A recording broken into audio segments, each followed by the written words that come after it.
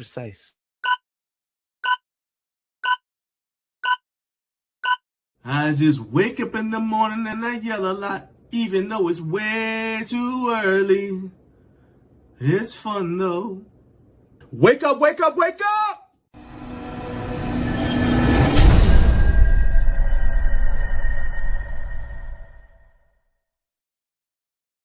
Wake up, wake up, wake up. Welcome back to another action-packed episode of Up Way Too Early with Garage Gym Life. I am John Greaves III. I am the co-founder of Garage Gym Life.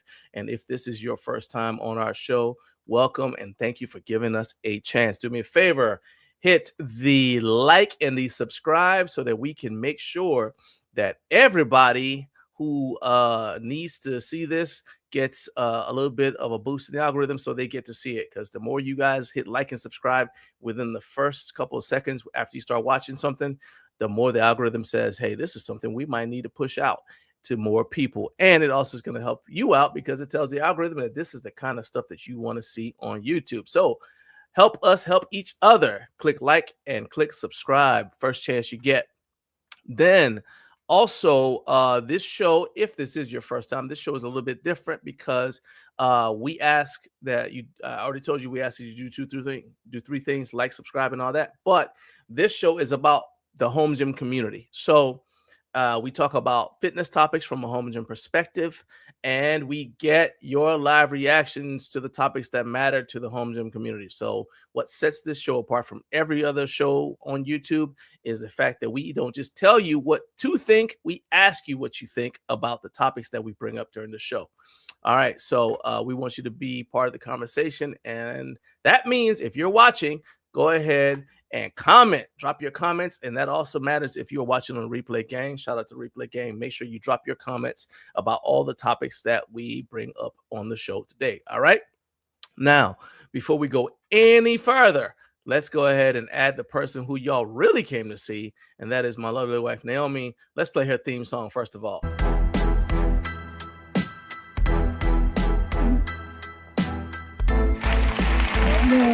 Hey, 48 hours away from glory. That's right. 48 hours. All right, let's go. Let's go. All right. So you already know how excited I am. Maybe excited is not the word. Energized. Yeah, let's go with energized. You already know how energized I am based upon the conversation we were having just before we came live. But I want everybody else to be excited too. So go ahead and tell them what is on the menu for today's show. All righty. So here's this morning's rundown. So at 6:05 Eastern, we have news and other things with me. So 48 hours before my triathlon, we're going to have HomeGymCon updates, channel news. So cool stuff that you're going to see on our channel, YouTube channel. Then the other thing is, could your home gym survive a fire? Great question. They're making a movie about the making of Rocky, and John is sold. Apparently, a lot of people really hate getting on the ground to do hip thrusts because we've seen 2 standing hip thrust products on our feed within the past 10 days. And it's actually quite interesting what we're seeing. Then at 6:45, we have Recliner of Rage. John's mad again, and you'll find out why. Then in the second hour at 7 a.m. Eastern, 6 a.m. Central, we have Jonathan from No Fate 24/7 checking in, making his triumphant return to Way Too Early with Garage Gym Life. He's invited himself on the show, but he refuses to get any questions ahead of time. So does anyone have any idea what we're talking about for 45 minutes? Let me know if you do. And then in the third hour at 8 a.m. Eastern, 6 a.m. Mountain, 7 a.m. Central, we have Brandon Schwartz from Home Gym Marketplace join the show to talk about his platform and how it's going to make life easier for everyone looking to purchase equipment from HomeGymCon. All right. Plus, we also have, I actually just added another video. Is this thing gonna make me mad today? All right. I've also something else. I've been crashing out all morning. Well, since about 3 a.m. But whatever. But I added some more videos to the channels we love to videos we love from channels we watch. So I just added them. In fact, I was watching Sean's video from Colonial Barbell Club about the Get a Race Viper. I only got halfway through it because I started watching it like when we had 10 minutes, and then I actually had to stop watching that so I could work, finish out the show prep and then mic checks and all that kind of stuff. So I'll be checking it out later. But and I'm also going to tell you guys once again what I learned this week. All right, let us see who is in the building today. Let's go to live chat. All right, we're going to begin with let's see here. We're going to begin with this. Where's the starred thing? I don't know why it's not showing this to me. Show comments on stage. Yeah, okay. It should be showing me my starred comments right now, and it's not. All right, whatever. I know what it was. Well, there's a starred comment. So I think StreamYard probably did another update. Mommy said she don't like it when I say freaking. All right. So I'll just say it. Letha has become a channel member. Okay. And so shout out to you, Letha. In fact, yeah, let's give her a round of applause for supporting us, because that's big right there. I think it is so awesome because she has, we already talked about how much we appreciate her and we're big fans of hers. And so it really means a lot that she chose to, support the channel by becoming a member. It may seem like a little thing to you, but, straight up, that $12 a year is a huge part of how we're able to do a lot of the things that set this channel apart from the others. And so I really, really appreciate you. So that is first. Yeah, that's the first comment that is on there. And then for some reason I have a comment. So this is what replaced it, right? Is this thing from StreamYard? Yay, great. I know that, man. I've been using StreamYard for like 3 years. So yeah, there must have been an update. Yeah, that's what I'm saying. It's an update. It's like, and so it's all this anyway. However, first in the building at 3:32 a.m. So he only woke up about a half an hour after me. Is Trevor? He said the bad guy is coming. The bad guy is coming. That's right. Jonathan will be here at 7 a.m. Great, prepare yourselves. And there he is. He said, "Hey yo, all right. Good morning." Do y'all even understand? Y'all, those of you in the chat, or Naomi, do you understand that reference about the bad guy and when he says, "Hey yo"? Is it a WWE thing? It's WWF technically, but yes, there you go. Yeah, it's Razor Ramon. He's like the bad guy. Yeah. And yes, there's somewhere out because nothing ever disappears on the internet. There is an image of Jonathan dressed as Razor Ramon, and I saw it. Anyway, that'd be interesting. It was wow. Anyway, I see the question of the day, so let's start it. Hopefully we'll actually get to see that. All right. All right. And then let's see here. And speaking of Letha, she said it's race weekend. Let's go, Naomi. There you go. That's what I'm talking about. I pick up my packet tomorrow. Yeah. So I just don't want it to rain. Well, I've been stalking the weather. Okay. This entire time. We had the little cloud with a percentage. Yeah. And I have for where we live and then where the race is. So I have 2 separate weather reports that I'm keeping a track on. Okay. But then I'm looking at the weather per hour also to see what to expect. So we'll see. As long as there's no lightning, that's all that matters. Yeah, because then they'll delay the race until it's over, especially if y'all in the water. Oh yeah, they won't. Yeah. If there's lightning or even a sound of thunder and lightning, then yeah, they won't. Serious? I'm serious. Okay. So no coffee. He's got all the energy. I haven't even had coffee yet. I'm ready. Okay. Carlos said he said I would have been here sooner, but I had to get stitches for playing knives with sandals on or not. Now, for those of you who don't know what he's talking about, I see a lot of stuff.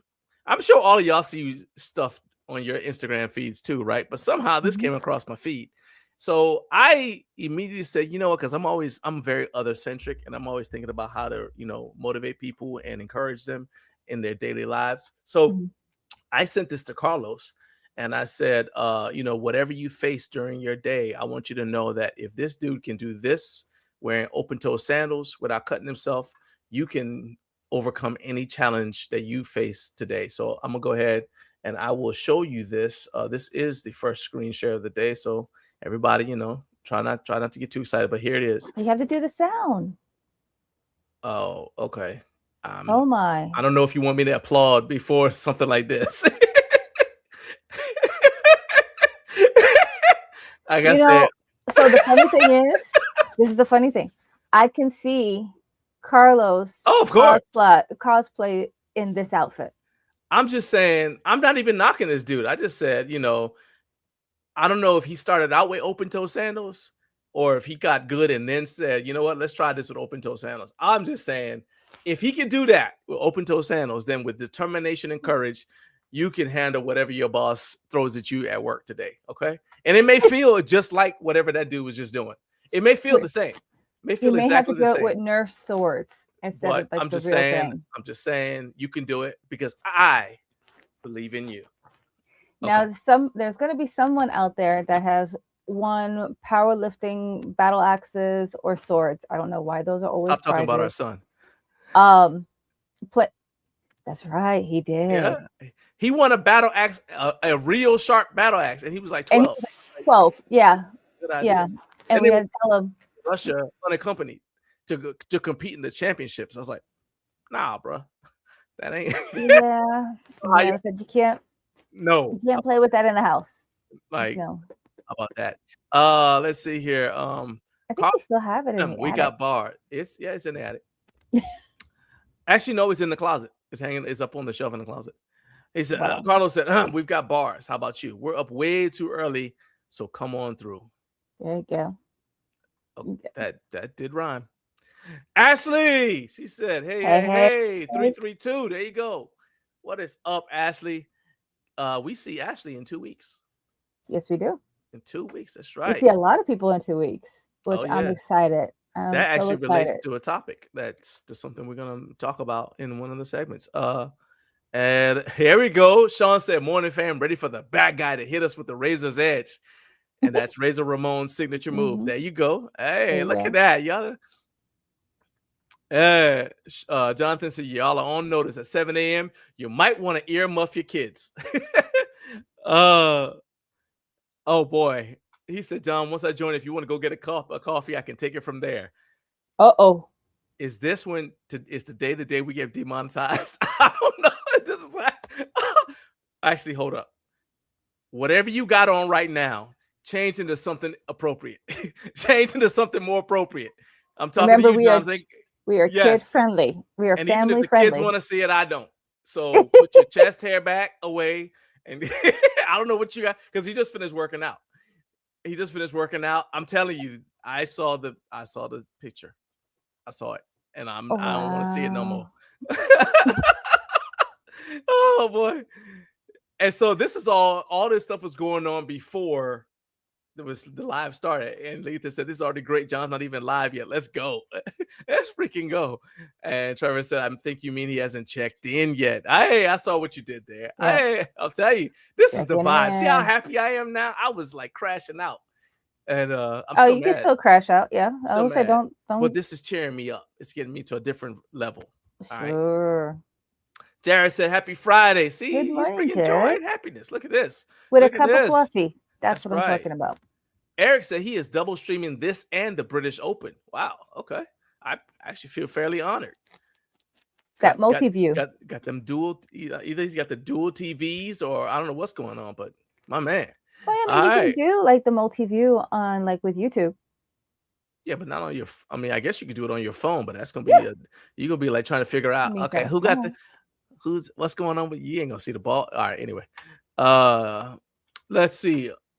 Hey, your Uncle Brian has arrived. He says, I still remember everybody called this dude uncle, including my uncle. And I'm like, how you going to call him uncle when you're my uncle and he's supposed to be my brother? And I still don't. Okay. Anyway. But yeah, word. Yeah, that's what's going on. Mm-hmm. B said, good morning, everyone. Have a great weekend. We will. And likewise, B. And of course, here's the disrespect. Carlos said, no, me. It's not disrespectful. Hey, Carlos. No, because I'm sure he's got something else to say later.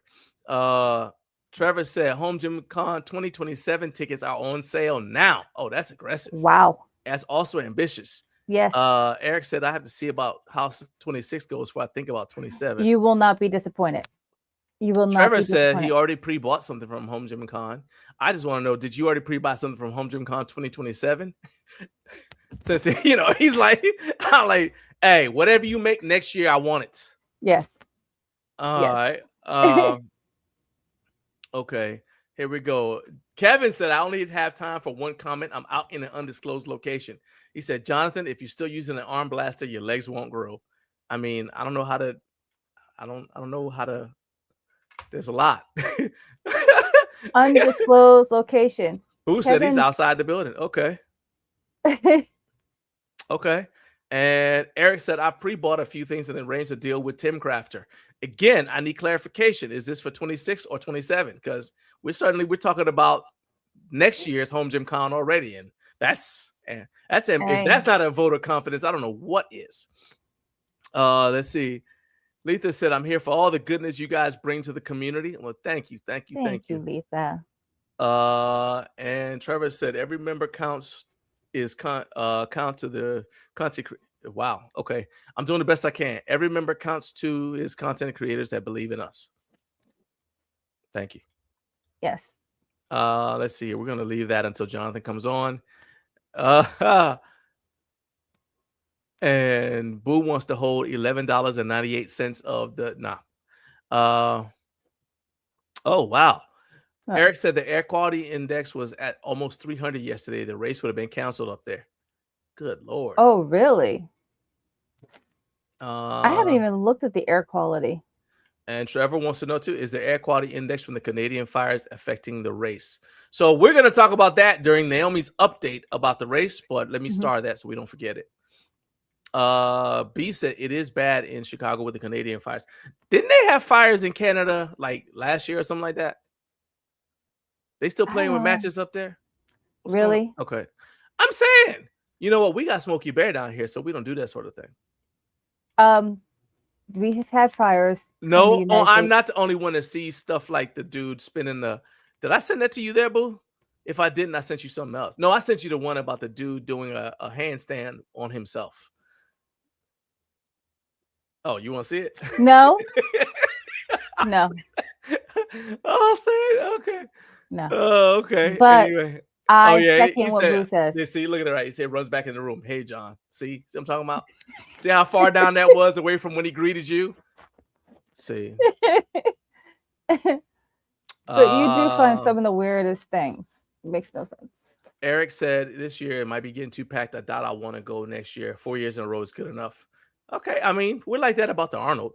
Like we went every year for like 5 years, maybe 5 years straight. Because we went in 13, skipped 14, and then every year after that, and then 15 on to 19, we were there.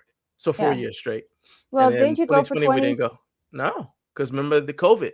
We were signed up to go, and then but you still went up there, but to meet up with Animal. Well, yeah, but so I didn't go to the Arnold. We went up to the G Code training event, private training event.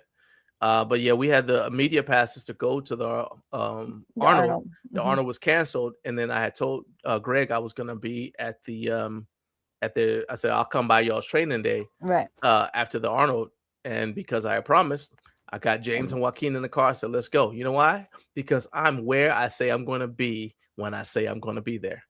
All right, buckle down. Here comes a bitter win.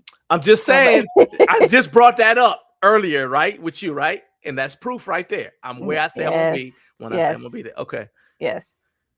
Hey, look at that. He said, John Sturt is on fire. He said, one of the dirty dozens who actually bought one. Hey, man, I couldn't help it, man. Yep. I'm just saying. All right, so that was the last comment for right now. So that means it is time to dive into news and other things. But first, before we do that, I need you guys to make sure that you are supporting the channel by checking out these resources that we got for you. And the internet tells me I'm supposed to just copy and paste this into the chat and it'll work. So, okay, boom, I just did it. But with all that being said, I do want to encourage you guys. I keep telling you to try vidIQ. I was just talking to Sean, actually, from Colonial Barbell Club the day before yesterday, I think. And we were talking about vidIQ and what he's learning about it that's helping his channel. I'm actually really, really excited about what Sean's doing with Colonial Barbell Club and proud of how seriously he's taking it.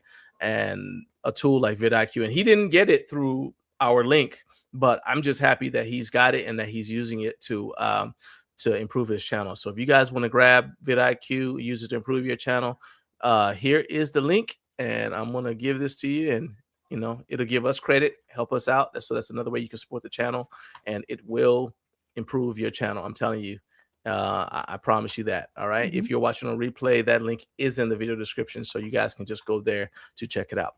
All right, let us dive headfirst into news and other things right now.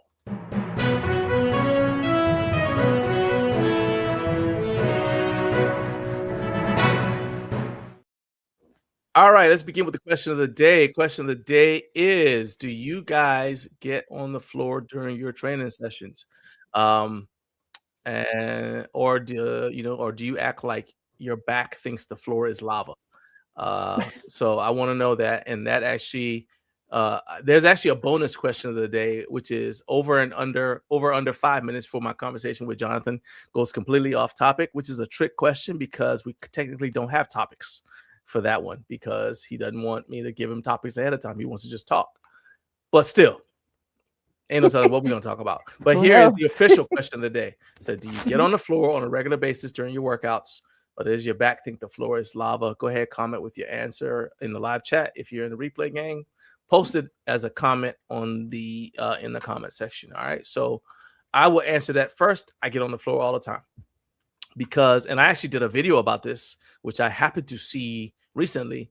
It talks about adding crawling into your workouts because in a nutshell, falling is one of the biggest issues that face people as they get older. And it's not necessarily because all the time because they fall and they hurt themselves, but sometimes it's just because you don't know your body doesn't know how to fall anymore. You see little kids and they can fall off like the craziest stuff, right? And they just, they cry, but they get up and they're like, yeah, we're good, right? Because they fall all the time. So they're just like, okay, whatever. It's Tuesday, right? But an adult who doesn't get on the ground often, when you fall, your body's like in shock because your inner ear gets thrown off. You're not used to doing it. And so one of the things you need to do is kind of bulletproof yourself against that by regularly getting on the floor and getting back up. It could be as simple as just getting on the floor, getting back up. It could also be something like up downs, like they did in football. You can do sprawls, but I also like to, another easy way is to just program stuff in your training that requires you to get on the ground. So like, hip thrusts, for example, or push-ups, or don't do your ab work on a bench, do it on the floor. Just something that makes you get on the ground and get back up, because it's a skill. You wouldn't think that's a skill that's perishable, but it actually is.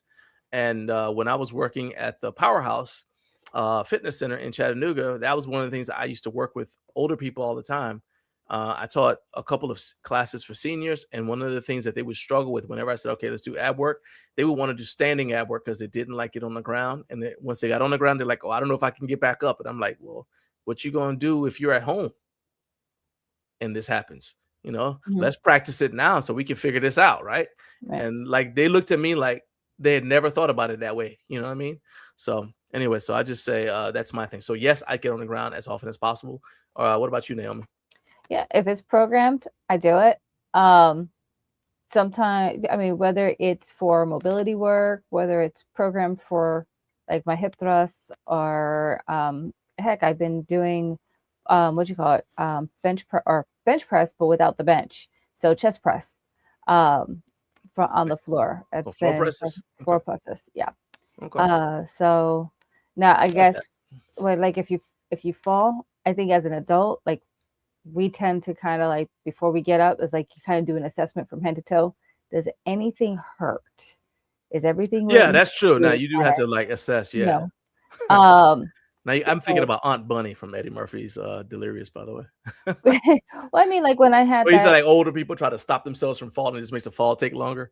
Well, so cycling, for example, if Oh, you yeah. fall from your bike, because does it happen? Yeah, it does. I mean, I had an incident years and years and years and years ago where I had the choice where I was getting ready to crash into somebody because they stopped suddenly, and it was either I fall to my left and that's going to put me right into active traffic, or I fall to my right but there's a curb and it's going to hit the sidewalk, and I hit the person that was in front of me who had just been released to be able to go back into cycling after having a back surgery.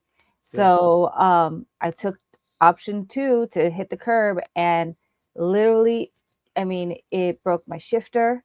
I ended up breaking my finger, but because I was still in my bike when I hit the curb, but like when I hit the ground, I was like, this is going to hurt a lot, or it's going to hurt a little, but I know it's going to hurt. And by the time I got to the urgent care, because I had to ride all the way back because we were out on the road in Atlanta, rode my bike in one gear back to the car, and then drove myself to urgent care. And then I was like, okay, now this is where you showed up at the house with your finger buddy taped for at least 2 days because I worked. And she wasn't trying to tell me what she didn't call me and say, hey, by the way, I hurt myself. No. I found out when she got home. I was like, what's that? Hold on. What happened? It was 2 days later because we worked opposite shifts, and I worked out at the hospital. So she was like hiding her finger from me. Yeah. I was like, it's better. Deceptive practices. I ain't like that. But yeah, it's like you sit there for a second and you start doing that assessment of, okay, head fine, shoulder fine, pain in the finger. You know, you work your way down. Is this something that I can get up, or do I need help from somebody to get me up, kind of thing? But no, I agree. But you have to be able to. No, it's like it's true. You've got to learn how to be able to get yourself up, and so being on the ground is important. Yeah, just like learn how to get on the ground. Ideally, you learn how to fall, which is crazy. Like you don't have to teach a little kid how to fall, right? But we unlearn that because we don't spend a lot because little kids sit on the floor all the time. But we unlearn that. And so I remember we had to learn how to fall when I started taking martial arts. I learned, and then I taught how to fall when I taught martial arts in the Marines. And you'd be amazed, adults who can't fall. Even high-level athletes, you look at quarterbacks in the NFL, and they say, okay, just when you get to a certain point, you look like you're about to get tackled, just slide or go down, and they don't know how to do it. And it's just like, they don't, like RG3 was like the word. He got hit. They actually brought a baseball player over from the Washington Nationals to try to teach that dude how to fall safely. Failure. Keep on bringing up old stuff. That makes me mad. Anyway, Colonial Barber Club. Sean said, absolutely. And under 5 minutes. There you go. Okay. Yeah, it only takes like 5 minutes. It really doesn't have to take a long time. You just add it in, or you can add it because everybody has like stuff, like between sets. You can very easily just throw something in between sets. So it doesn't make your workout any longer. Yeah. Let's see here. Letha said, we do a lot of work on the ground in my training session. So her clients get on the ground and get back up all the time. I love that. That's perfect. That's good coaching. Let's see here. Eric said, I'm on the floor constantly. Most of it to relax, stretch out, and roll. Yes, that's good. Yeah, I mean, you get done with your workout, just lay there and just say, okay, just kind of unwind a little bit, cool down. And nothing wrong with that. And I know Boo does, but he said, yes, I do. He said, I had get-ups programmed in Roy's training. So Roy is his cousin. He coaches basketball players. He's like a technique skills coach for basketball players, helps them get into college. And so Boo does the strength conditioning for him. And he had get-ups programmed in there too. Because the thing about basketball, you play basketball, basketball players fall. That's a long way to go down. That's a massive hurt when you hit that court too. So you got to learn how to fall. Yep. And Eric said, my coworker fell off his bike a couple weeks ago, and he has a plate in his scapula now. He broke 14 ribs. Ooh, yikes! I'm telling you, fast too. I'm telling you. Yeah. Let's see, and this is the Aunt Bunny reference. He said, "My shoe." That's it. Help me, halfway down now. Oh boy, that's hilarious. Sean said, I can quote almost all of Delirious. I'm telling you, that Okay, I'm just gonna stop because yeah, that was hilarious. All right, let's go into the HomeGymCon update. So our sign up list for the live show at HomeGymCon 2026 has added one. We got 30 confirmed guests so far, with the addition of Home Gym Harry, who DM'd me right after watching the show where I shared the link. He DM'd me and said, "Hey, what's the link so I can sign up for HomeGymCon?" I said, "Okay." But you know what I did? I sent him the link because I want him to sign up. And so if you are like Harry, you need that link. I am going to, I'm not even going to make you ask me. I'm just going to give it to you. Like Def Jeff. There we go. Boom. So I just pasted it. And for those of you in the replay gang, the link is in the video description. All right. So you guys will sign up. We have 30 confirmed guests so far with the addition of Home Gym Harry. Our goal is 50 signups. And, we're going to get as close to that as possible. I think we're definitely over what we had from last year. Because last year we had some last minute additions. Actually, we had people. So Paired and Powered Up, I had no idea who they were. Yeah, we had people standing up, but also I didn't know who Paired and Powered Up were. I met them at the live show. And then who else? I didn't know Kinsey's family, so she brought her family with her. So yeah, didn't know any of them. So it was always funny seeing them on the floor walking with that bar that they had won. Yeah. And they're like, well, where could we? So it's like you had, I think it was brother and sister-in-law. They were holding it as they're walking around. And I was like, where can we? And you told them, just take it over to Ashton's. Yeah, so take it to Freedom Fitness, and they took it to Freedom Strength. And JB stored it. He's like, it doesn't really go with my booth, but I got nothing but sandbags over here. But sure. What's funny is Freedom Strength was right next to Freedom Fitness. So I was like, you're almost close. So close. Yeah. But hey, we're family. It's all right. See, Boo caught the Def Jeff reference. He said, don't hold back. Just give it here. Don't say nothing. Just give it. All right. No, we're in the exact same space this year. And we don't think that we'll have to. I mean, we're going to be there earlier. Rearrange. I'm already thinking like configuration. Yeah. We might have to move stuff around and then like return the room. Yeah, and just turn the room back to the way it was after we're done. But we think we can fit everybody in there. Regardless, depending on how many signups we have when we get to HomeGymCon, I mean, we'll be there with plenty of time to get a different room if we need to, and then we'll just let you guys know which room to be in. Worst case scenario, we'll just say, all right, come down and let's do it in the event center, in the convention center if we have to.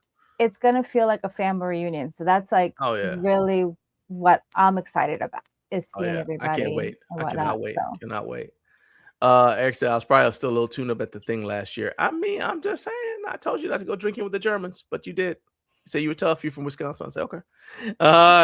Dr. Mike B said, morning from inside this sauna. Hey, man, look, y'all toughing it out there. Hey, at least it's a dry heat. Okay. I don't know if that helps. But it's a dry heat. I will tell you that the brands who are going to be there, Porter Vized will be kicking these off at 7 a.m. We've also got Synergy Custom Fitness coming. Mikolo has backed out, so we now have an open slot. And I've got 2 brands that I'm waiting to hear back from to see who's going to fill the slot that Mikolo, I'm trying to say, like, what's a good word? I didn't want to say surrendered. That sounds really defeated. They ain't going to be there. So their spot is open. And so we got 2 brands that we're waiting to hear back from because they're looking at their schedule. Body Solid is going to be there. I think Body Solid's coming at like 7:45, maybe 8 o'clock. Then Strength Flex Fitness is bringing something special that we've been working on together. You guys will get to see it at HomeGymCon. Anchor is going to sleep in. They're coming in through at 8 a.m. and they have a surprise gift. RitFit is bringing items to raffle. And the cool thing about it is they specifically said they didn't want to just bring duplicates of stuff that they were going to have at their booth anyway. So you can't just go to their booth, say, oh, well, I'll skip the live and just go to their booth. You're not going to be able to get that stuff anywhere but at our live stream. So, and you got to be there in person to get it, to be eligible for it. So like I said, we got space for one more brand. So reach out if you want your brand to be involved, but I got 1 slot and your brand will make 3, but first come, first serve. So here we go. Let's see here. Mike said it does not make him feel better that I said it's a dry heat. Oh, my bad. Hey, I like those. Jared said, what are we doing between the end of the show and the start of the convention? We will be getting the room, taking down all of our stuff to get it out of the way so that other people can use that room. Mhm. And then I'm probably gonna bench on Thursday. So I don't know. I'll probably go down and just check out some of the booths. Mhm. I think you guys should be able to go in there, go into the convention. I have to confirm that with Jake, but as far as I know, once the show is over, you guys could probably still go right into the expo. Yeah, because I think the doors open right when we're finishing. No, it starts an Oh, hour later. an hour We're later. ending at 9, Okay. specifically so that the last brand can still have time to get to their booth without feeling rushed Gotcha. before it Well, I starts. mean, So you have an honestly, hour basically. we all hung out afterward. Yeah. After the Oh, show I know was what it was. done broadcasting. I know what we So, did. We had the secret thing from Synergy Custom Fitness. Because remember we turned the thing. Yeah, that's what it was. the secret, non-secret, secret. Yeah. I Yeah. mean, it's revealed Yeah. now, but I'm just saying that's what we did last year. I was Yeah. trying to remember too. Yeah. So we don't really have anything.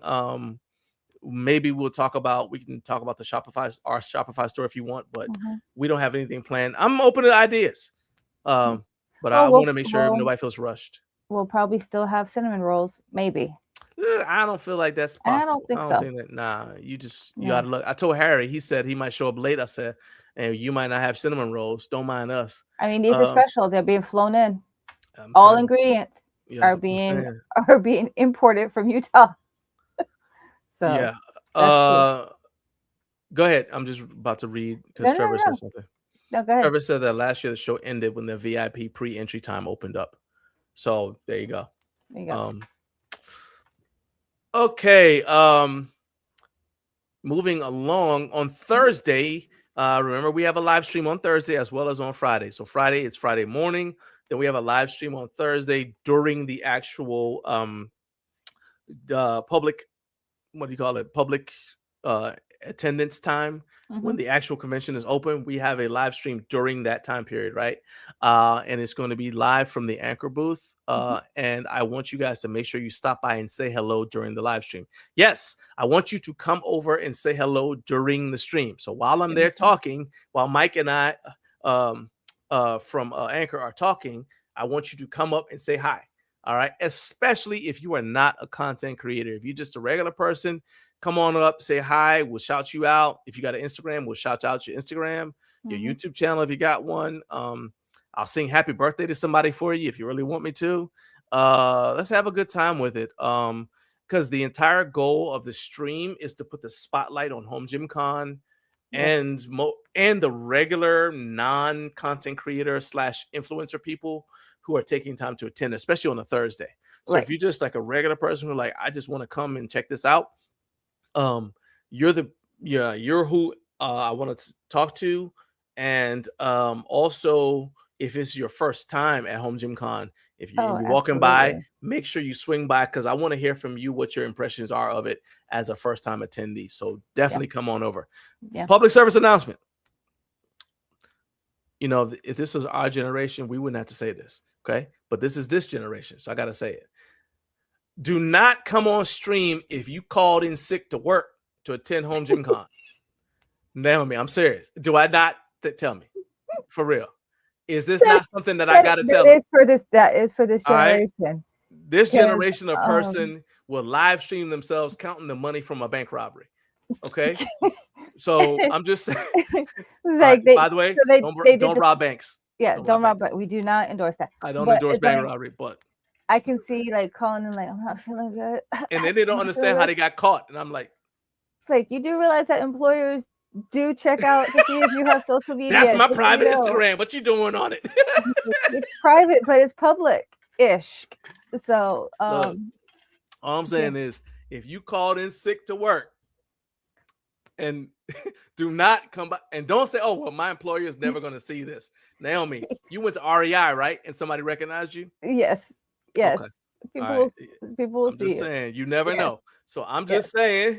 And then you went to a work conference and somebody recognized you. It's like, haven't I seen you before? Like, your face is familiar. I'm like, do I owe you money?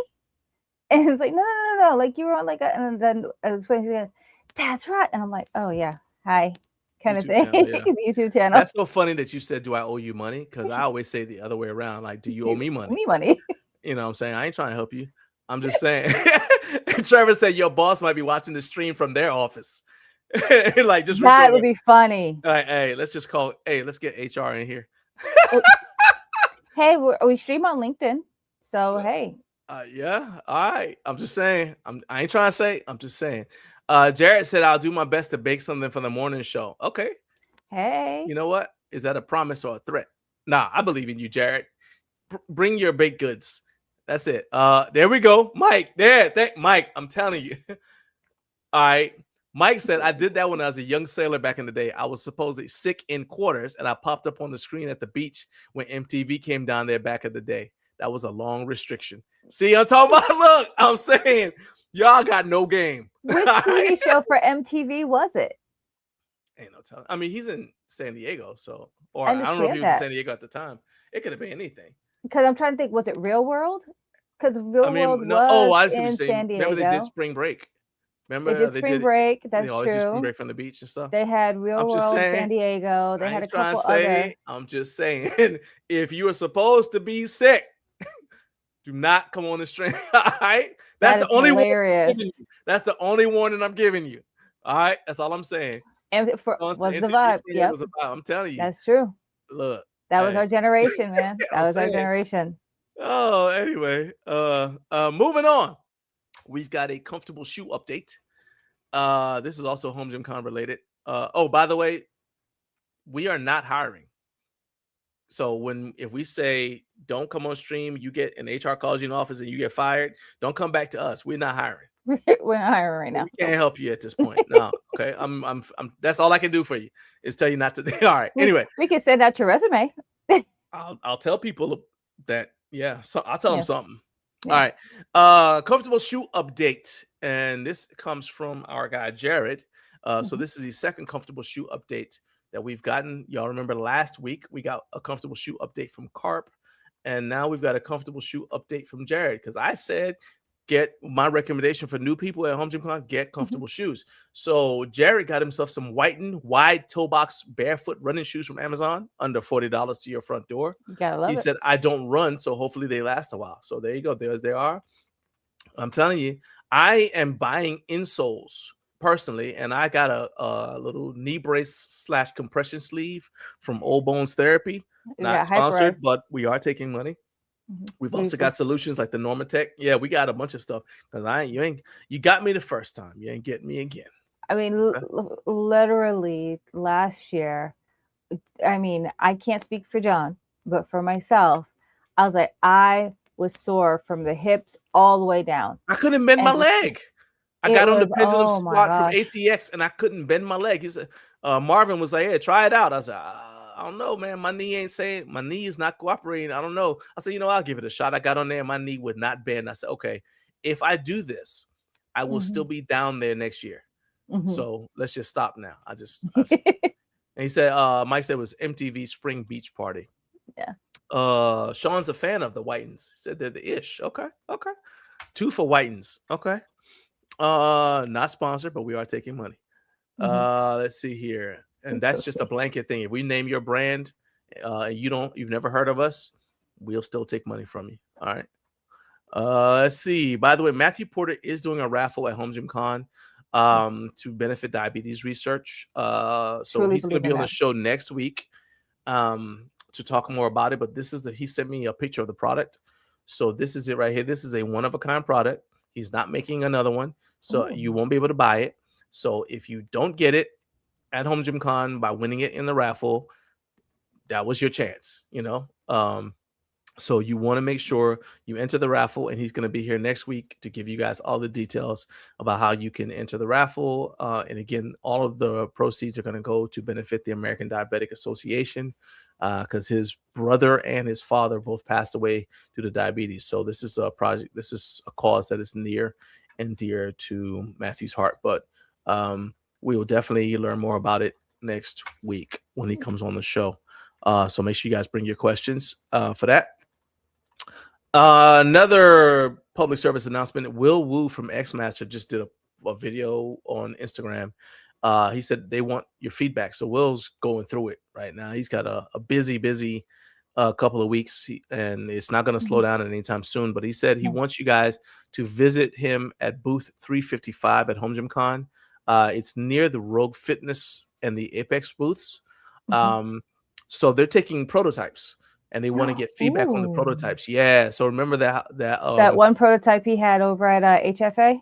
Yeah, so we saw, it was funny because we saw their glute ham raise, and then I saw that I think Glux Gym got it and they tried it out. So I believe we were the first ones to see it, but we didn't actually take it home. So pretty much our experience with it was just what we did at HFA. Right.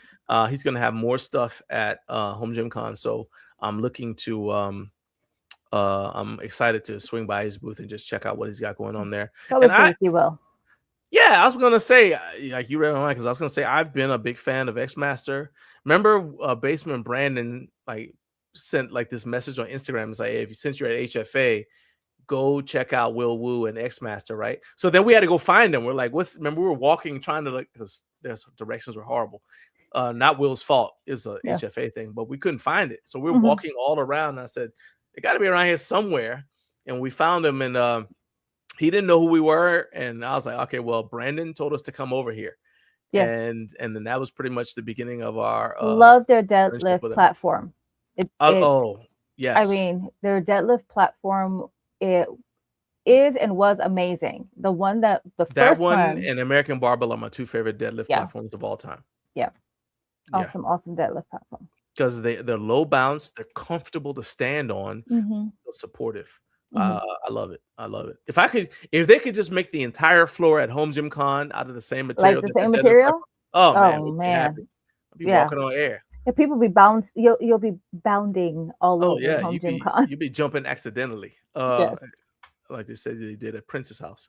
All right. But anyway, I'm actually looking at adding some X Master stuff to the gym, to our gym too. So we'll give you guys our feedback after that happens, and we'll see if the stuff makes it into the Garage Gym Life store. So, but I got high hopes for it. Moving on. So we already talked about balance and grace. Random thought. Jared said, "Are your favorite days lifting days or rest days?" It depends on the lift. I don't really like rest days, because typically on rest day I'm sore. Well, it depends. Like on a rest day or I feel sluggish because I probably lifted or I did something on the day before. So I never even thought about that, but every rest day I feel sluggish. But I feel energized on lifting days. Like it's just it's just a walk. Usually it's when I do a long walk with Mysticalicious.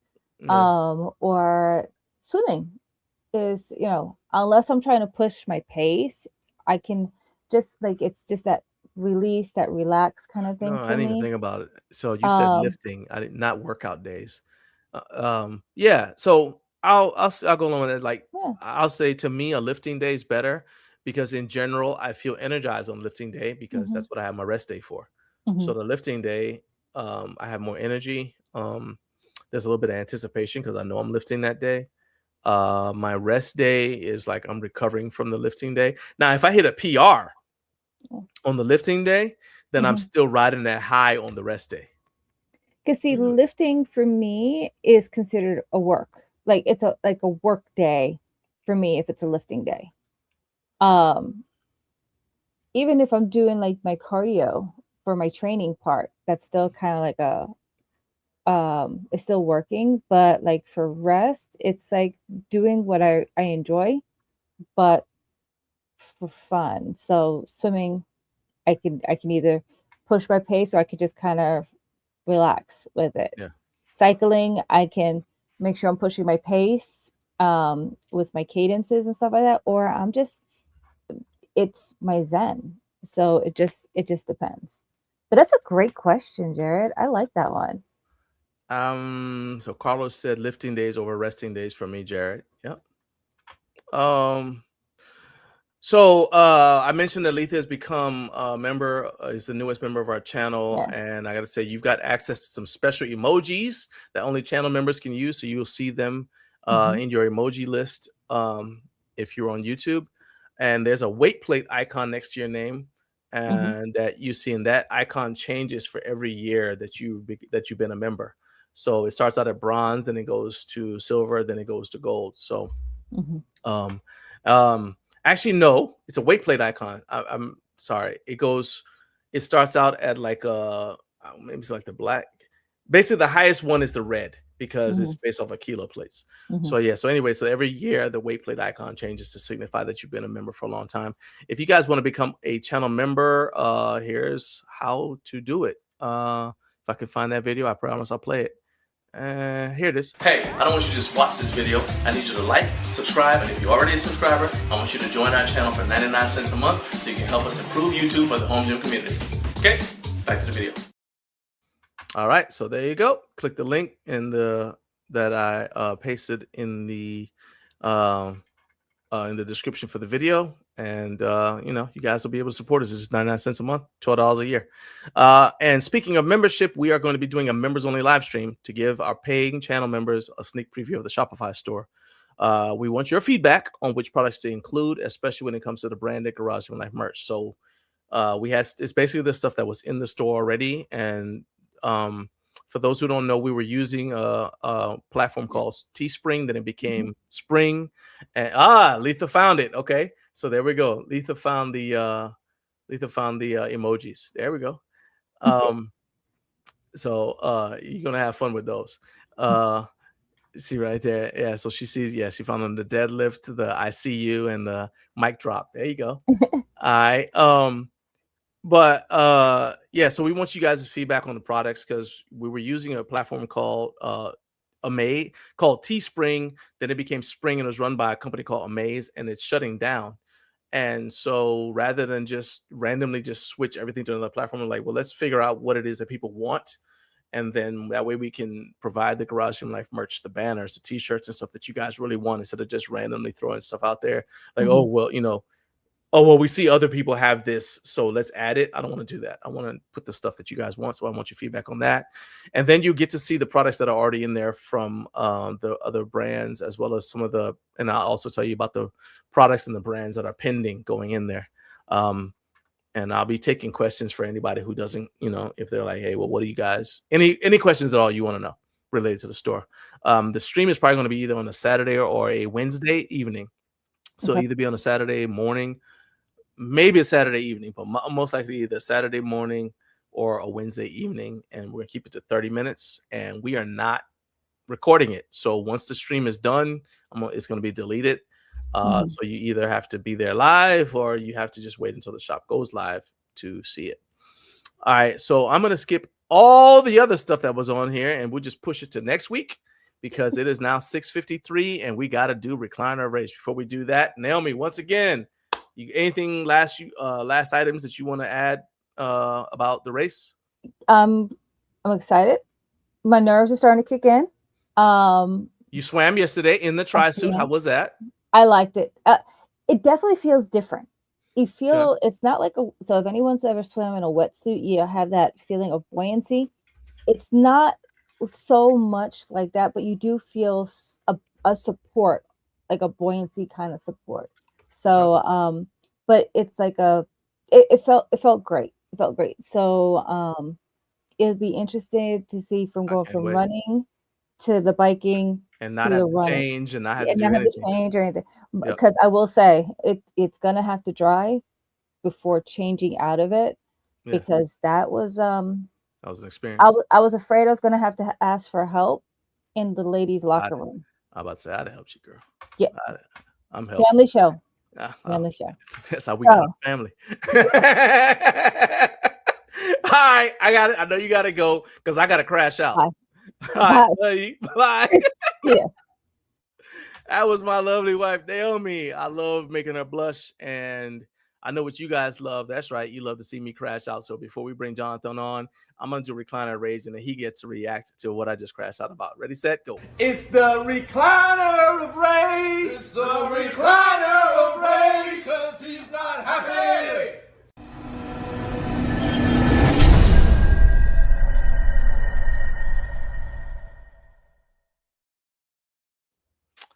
Okay.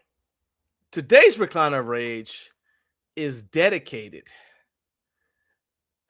to every equipment brand that reaches out with an email address that doesn't match the name of the person who's sending the email.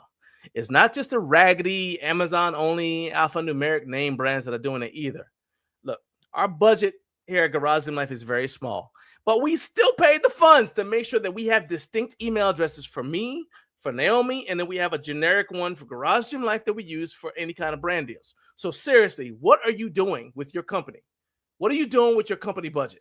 All right. Email handle says Jesse. The email signature at the bottom of the email says their name is Edie or Eddie or whatever. What are you sneaking into your boss's office to use their computer? How do I know that this project you're reaching out to me about is authorized? How do I know you're not the cleaning lady trying to get your side hustle on? I cannot stand it. All right. And I know every content creator has seen this. It's from some brand you've never heard of. The name on the email address says something. And then you look down, they say, hi, this is so-and-so. And I'm like, wait, but your email handle is a different name.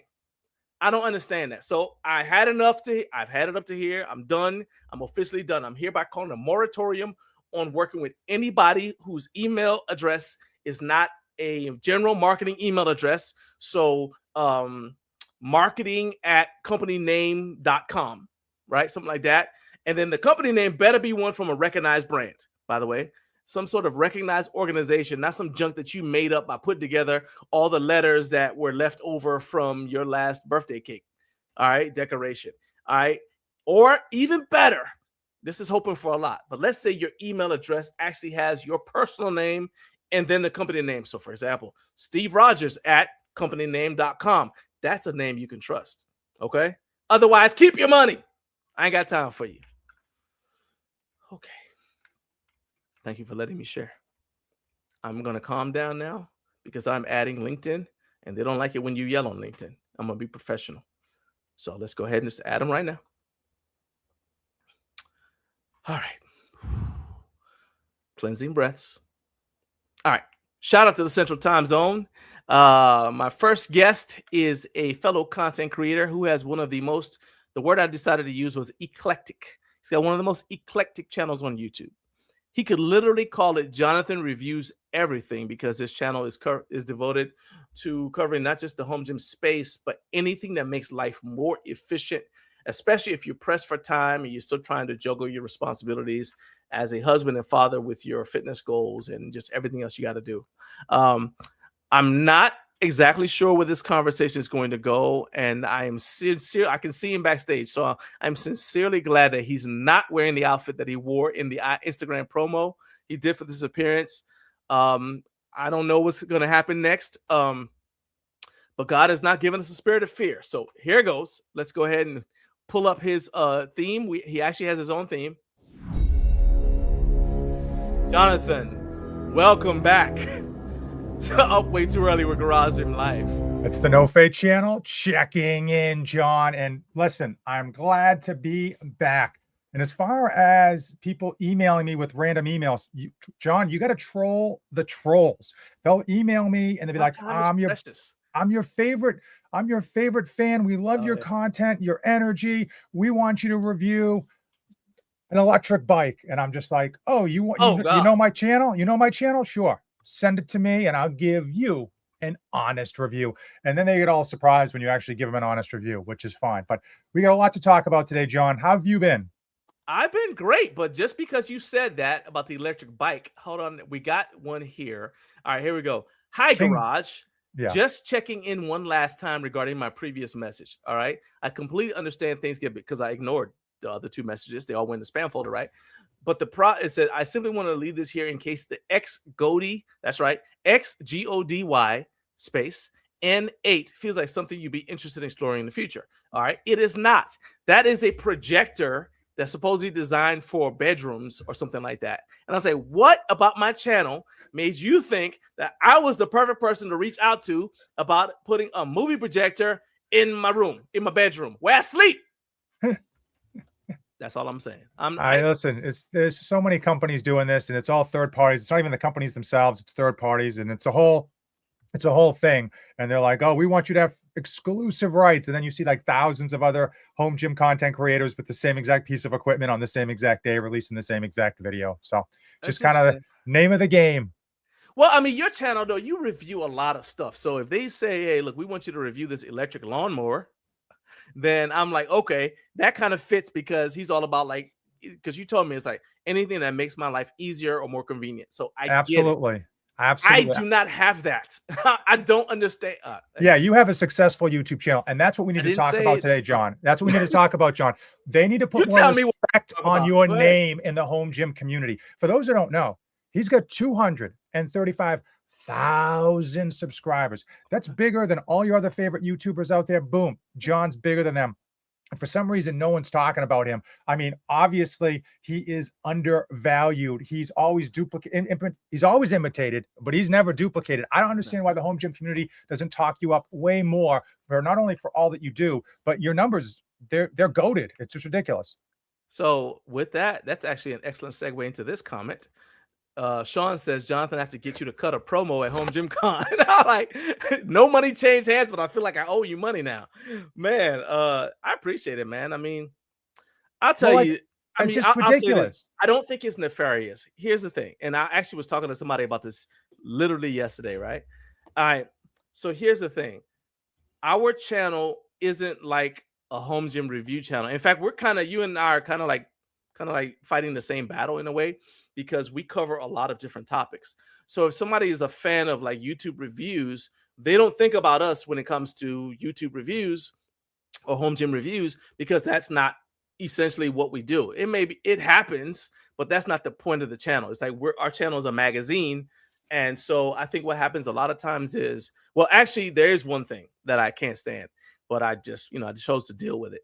It's part of the thing that happens is, well, people will see something that I said, and then I'll notice that they quoted me, right? Or they'll like, I know that they found out about the thing from me, and then they don't say, hey, I saw John say this, right? Or whatever. And so as a result, people just assume that the person who they saw say it or do it came up with the idea on their own. I'm just like, all right. And I don't know if it's because a lot of us just don't have like that kind of like frame of mind, because the only reason I credit everybody is because they hammered it into our heads when I was in school, because I was going to be a reporter. They're like, you don't want to get caught for plagiarism, right? And so you have to always give attribution. So that's just kind of like wired into me. But most people come to the home gym space from kind of like a different background, through a different path. And so that's not like, I don't think it's like on purpose. I think they just like, sometimes they may not even remember that they saw it. It's on purpose. They don't want to give you credit. They don't want to give you your props. It's ridiculous that they're not giving you more respect. I mean, listen, let's just face it. Your channel isn't like all the other boring home gym review channels that are like, look at this adjustable bench. It's better than the 50 others that I've reviewed in the past. But click the links in the below. This is definitely the best bench you should buy until I get the next bench in here. And those channels are just like, put me to sleep. I don't understand how people even get to the end of those videos. I'm guessing that they do. I mean, clearly they're doing something right. I'm doing something wrong. But man, oh man, talk about just watching your life pass before your eyes, just watching these channels of like, and here's what you could have read on the website, and here's the it's just ridiculous. Yeah. We got to put an end to this. I wonder if it's just ASMR for people. Like they put it on, not ASMR. Well, you know how like, yeah, put on, like lo-fi music to read, so not even really listening to it, but it's just on. Yeah, it might be that people are working out and they just throw these reviews on and being like, okay. And I mean, I don't know. I mean, there's some people that I'll watch regardless of what they put out, because they've got a good personality and they make their videos entertaining. And then there's everybody else. So let's see here. So Jonathan's not Jonathan, you're Jonathan. Trevor said, I see this more than you want to know, talking about the emails with people who want to be guests on my podcast. Oh yeah. It's just like, what are you even babbling about, man? He said, because it's like, it's obvious they've never watched your stuff. Yeah. Now with our channel, I think one other thing that hurts us is, in terms of like just being mentioned, is I think sometimes, so let's say somebody watches a video of ours and they're like, oh, you got to check out this channel, right? So they share the video with somebody. That's actually not a good way to first be introduced to our channel. The best way is if you go to the channel homepage. Yeah. Because then you see how it's organized. You're like, oh, it kind of makes sense. But if you just watch one video and then the next video that's recommended from our channel is about something completely different, you're like, I don't even know what is this. You know what I'm saying? Yeah, when Mailbag Monday pops up, you kind of like, wait a minute, what did I sign up what's for? Going on? Exactly. Whereas if you come to the homepage first, you could pick the stuff that you want, which is the intention. Pick what you like and just watch only that. And I'm happy with it because the point is for you to watch what you like, not what I think you should have, because it's, you know. By the way, this has nothing to do with anything else, but I've given you the award that I made up at 3:30 this morning of the content creator who actually looks like his AI avatar. Because I was looking at it, I said, you know, he kind of does look like, yeah, okay, you know. Most of the time you see these AI avatars, man, and they don't exactly actually look like the person, especially like the ones that are like super muscular or whatever. You're like, dude, that may be, you know, that's how you manifest in your head, but that ain't what you look like, right? So this, I mean, I've seen you in person now, so I can say, look, y'all check this out, all right? This is Jonathan. This is our hero right here. Look at that. That's him. That's basically what he looks like. I mean, like for like, it's basically, I mean, even the bald eagle is, I was about to say, he usually has an eagle on his shoulder. Usually, yeah. You know. That's exactly what happens there, all right? And you guys can, you guys make sure that you are following Jonathan on Instagram. And right here, bam, follow No Fake 24/7 on Instagram. You guys will also see content like that. But what's your take on AI? Wow. As a creator. As a creator. See that segue? See that segue? It's the best and the worst thing ever. So there's like AI slop out there, which makes anyone who wants to can be able to create tons and tons of content and just kind of like flow it out there. And I think for smaller content creators, it's a good feature because you can basically look bigger than you are, not physically, but like your channel can look more professional. You can have better thumbnails, and it doesn't take a lot of money. It doesn't take a lot of time. But I think overall, I think it really ruins.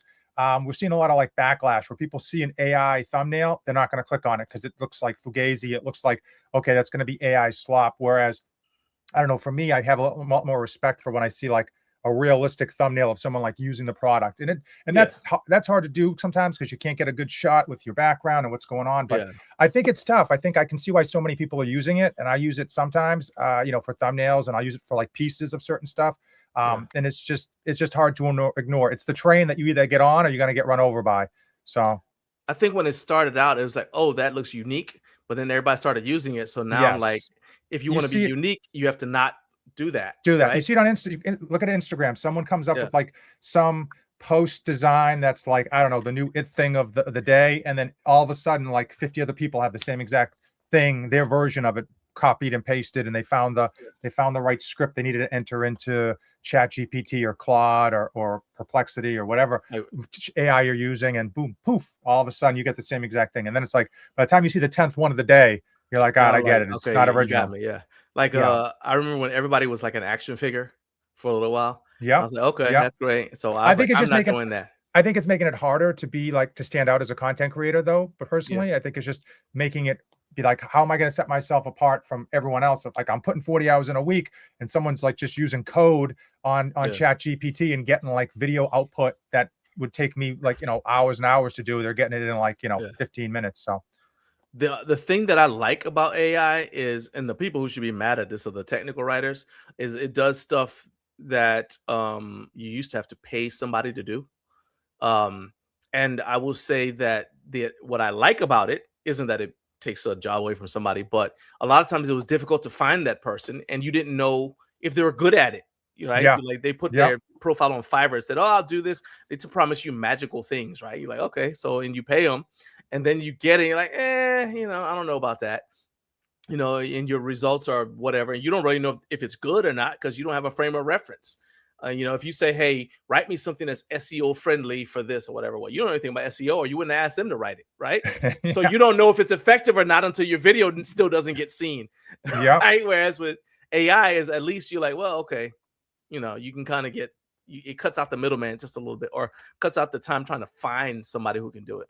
Now, I have a question for you, John. What's your take on people getting super hyped about future releases? That, you know, obviously HomeGymCon's coming up, and there's going to be a lot of new products that no one's seen before. And I feel like people get so hyped about them. And part of it is, if you're a content creator, you got to get rushed to get that content out so you can get views. But you get these hyped products that don't have a release date. They don't have a price tag, and people like just kind of like go crazy for them. And I'm like, this might be a year away, and it might cost $2,000. Like, I just don't. I personally try not to get too hyped. But what's your take on it? So it depends on what the product is supposed to do for you. So, for example, I don't see any reason to get super excited about something that's not going to be available here in the United States. So when we saw the stuff from ATX, or even Gentleman Fitness Club, right? That looks great, but if most people can't get it, I don't see like what the benefit is. And I guess so I see the benefit to the brand, because now they can gauge whether there's enough interest in it to warrant putting money behind trying to make it available. But for me, if this thing doesn't exist yet, I don't know how long it's going to last. I don't know how well it's going to do what it's supposed to do. So I'll use Exponent Edge, the Shadow Rack, right? I didn't say, I've actually still not done a review of it, okay? Because all I've done is seen it. I saw it in person. It looked great, but I didn't do a review of it. And I'm not going to do a review of it because I've only just seen it, right? What I think is, but what I did was, I'm not going to like get excited about it until I actually saw it in person and that this thing is real. What I don't like is somebody sees just a website and they're like, oh, this thing is going to do this and it's projected to do this. Go ahead and pay for it. Well, I don't know if it's going to fit my dimensions. I don't know who tested this thing at the factory, or did they test it at the factory? I don't know. So I don't get super excited about it, because I'm also not a prisoner of the bright, new, and shiny, as people should know about my viewpoints about digital resistance. I don't care. I just don't care. You know what I mean? So I never know though if that means that it's just because I'm old.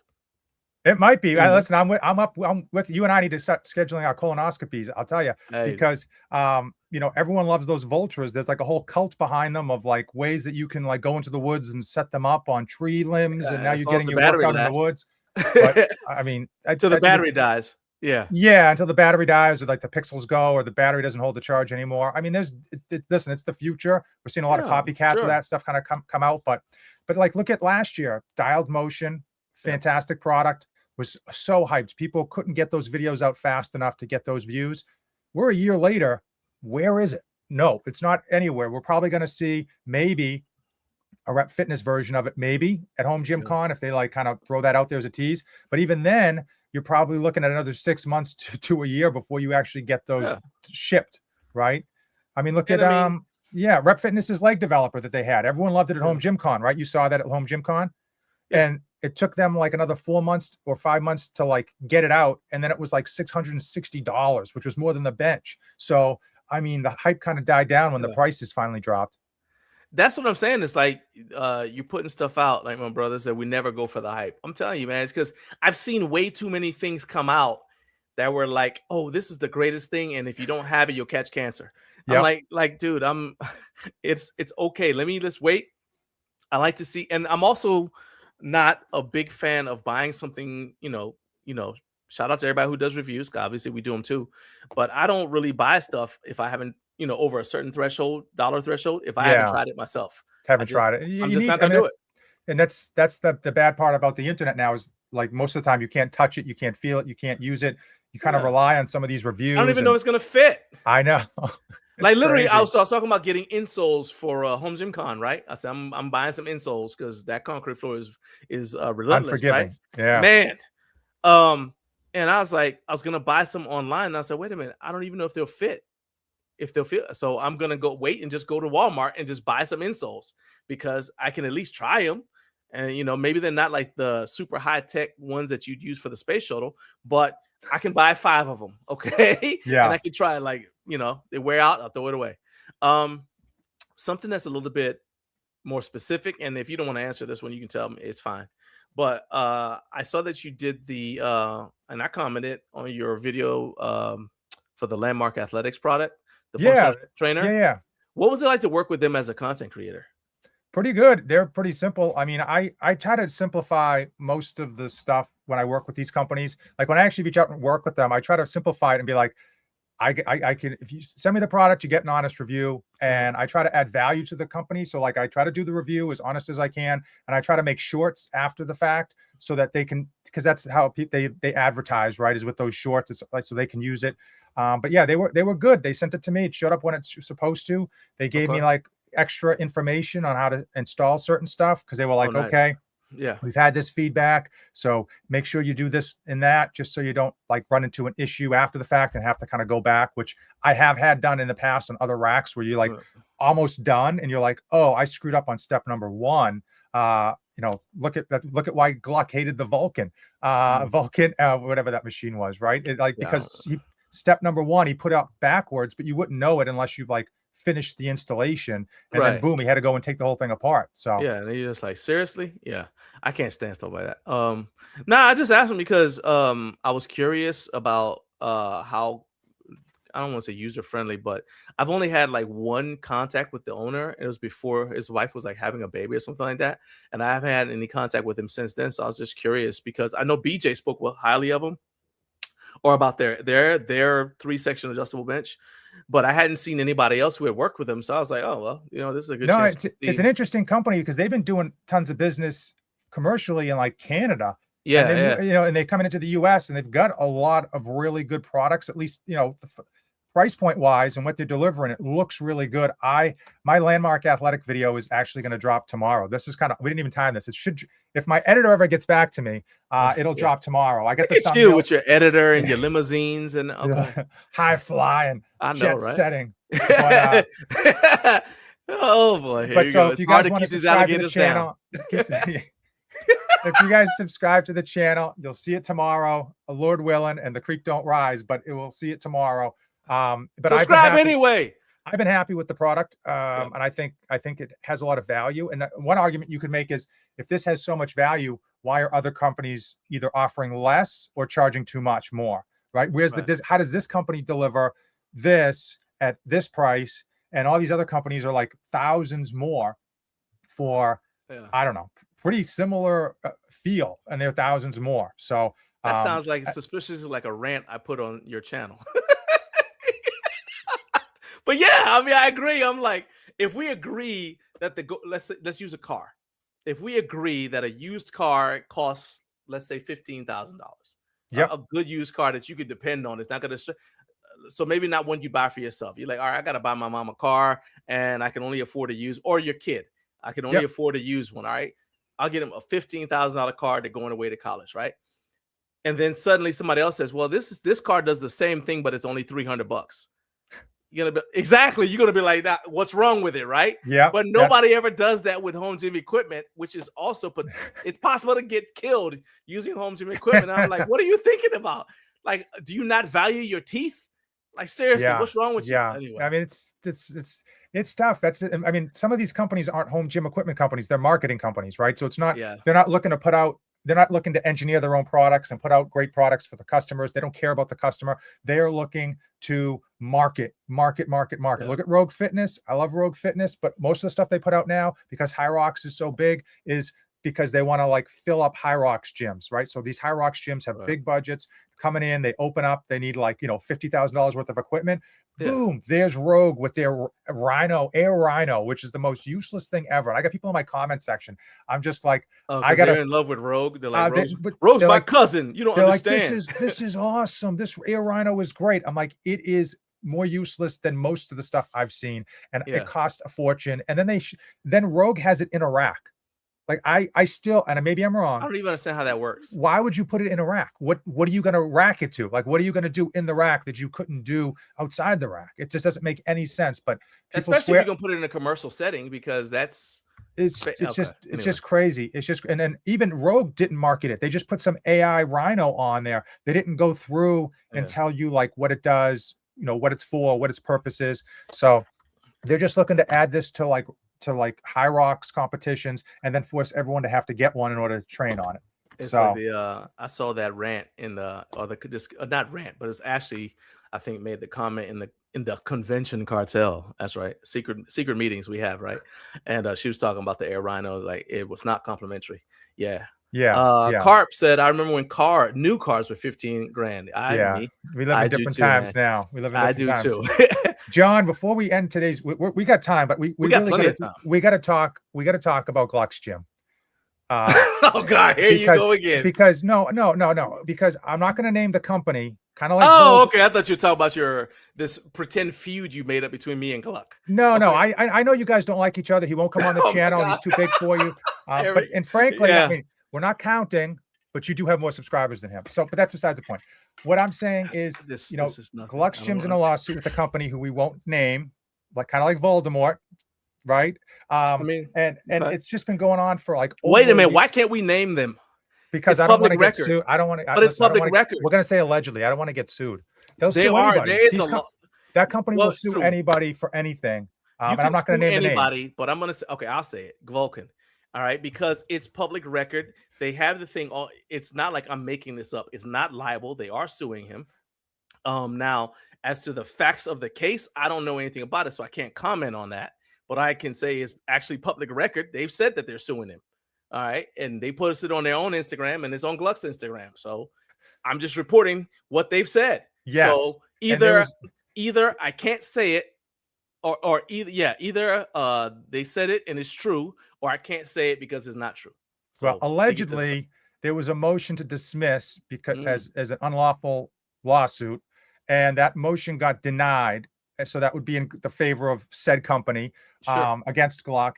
And rather than just take that win and move forward, that company decided to then post the denial on their feed for Instagram, and the comment section was hysterical. It was hysterical of just people just saying like, is this supposed to make us want to buy your equipment more? I saw that. I was like, oh, this is not going well.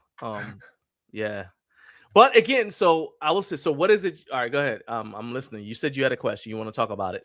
Yeah, I just think we need to talk about just the craziness behind it, the craziness of how these frivolous lawsuits in general are out there, and companies with big pockets will use it to silence people or to they know that the legal system is going to take 2 to 3 years to sort out whether it's in their favor or not, but they silence them for that period of time, kind of handcuffing them. And it's just a shame, especially when you're like, okay, this person's in Connecticut, I'm going to sue them in Texas, so to speak. I'm just using it as a random example. So now they've got to hire an out-of-state lawyer. They've got to potentially fly down to Texas and go to do trial and deposition.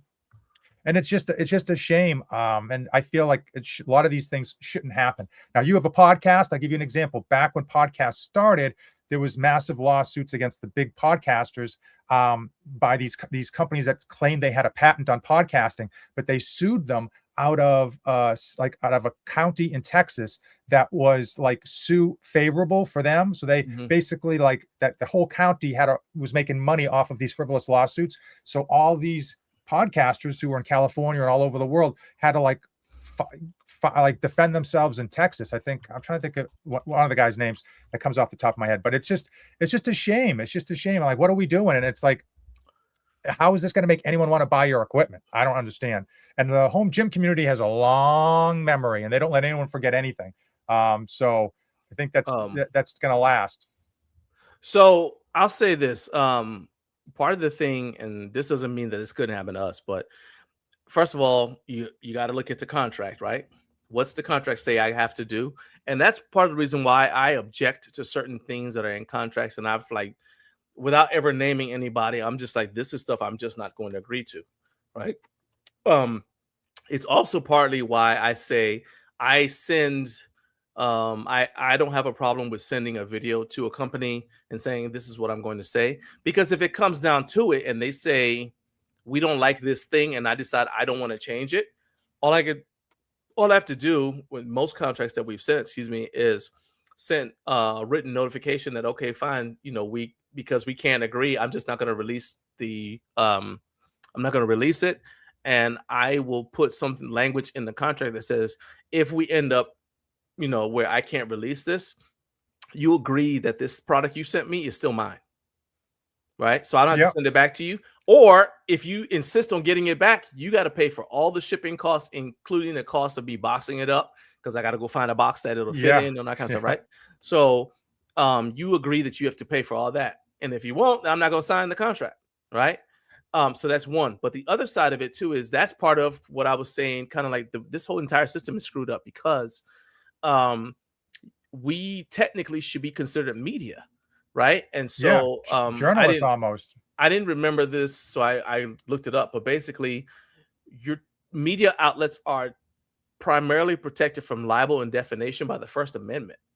And that requires a public figure to prove actual malice.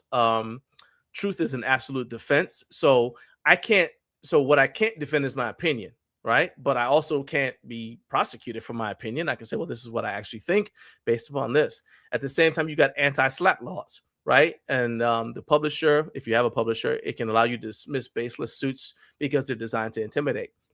What happens is content creators don't have all of that, but that's why it's important to me to make sure that you're part of that. I clearly identify yourself as media so that it's obvious that you're completely unbiased. Even though I say, I'll say that there are products that I'm like, oh, I'm a big fan of this company, but here's why. I'm a big fan of this company because of this, right? I'm just not a big fan of this company because I've got great affiliate thing. It's also why I'm not comfortable with the whole affiliate link thing, because how can I prove? Because from what I understand, one of the things they say is that he's got an inherent bias because one of the product that he was reviewing for them went against something he's got an affiliate link with. And so it's like basically they're saying, well, you're purposely defaming our product so that your product that you get an affiliate commission from can make more money. Yeah, that's where the gray area comes in. So I'm like, and I do understand that. So I don't like the whole, I know people say I don't like getting I don't want to just get paid up front, because if I get paid up front, how can I be honest? And I'm like, well, how can you be honest when the amount of money you make off of a video is directly tied to whether people think the product's worth buying, right? You're a low commission paid salesperson. Yeah, I feel bad for how can you be media channel? I'm with you. I feel like we're media, we're journalists because we report on we report information, but that's just a personal opinion that I feel like that's what we report. We've got an audience that tunes in for information, whether that's social or whether that's just factual based. And again, it's more of our opinion. I mean, look at the difference between Fox and CNN, just as an example. They're both providing the news. They're both trying to be fair and balanced, I guess, but both of them have kind of like an angle that they push towards one side or another. But I feel bad for the small creators because they're in a tough spot. Like they can't get any traction. These companies reach out and they say, listen, here's an affiliate link and here's a product. And they've got, the only way they can get more business with that company in the future is to say nice stuff about that product. Because if you say bad stuff, I know for a fact, they'll never work with you again. And it's a pretty rough road. I mean, and I'll say too, that's why I was saying that we don't have, you don't technically have protections as a content creator on YouTube. But if you can, so people who are watching this, if you're a content creator, you do what you want with this information. All right. Ignore me if you want. You could become a member of a recognized organization like the National Association of Broadcasters. And they have resources for advocacy, legal advice, all kinds of other stuff. All right. So you then have to say, okay, well, is it worth it to become a member of an organization like that? Yeah, maybe I have to not buy that one widget from my home gym that I thought I needed. But that goes back to what I always say is like, either you want to be a hobbyist, in which case you're on your own, fine. Or you want to take this seriously and be a professional, well, then you get the resources that professionals use to keep themselves protected, and you behave like a professional in every single interaction you have with every single company. Don't just, I got no problem with Gluck, but I will also say that a lot of the stuff that he does is very snarky. And if you're not used to working with him as a brand, you're not used to how he delivers information, you're going to feel attacked when he says stuff. Yeah. It's over the top, but that's part of his delivery. Right. So you just have to say, okay, well, we know what we're signing up for. I can't just say, oh, well, man, he's got over 100,000 subscribers. Let's see if we can't get on this channel. Right. I'm like, okay. Yeah. I definitely think a lot of these companies, everyone from Rogue all the way down to like the next no-name white label company on Amazon, they need to know who they're reaching out to, I think. And for example, don't send electric lawnmowers to my damn.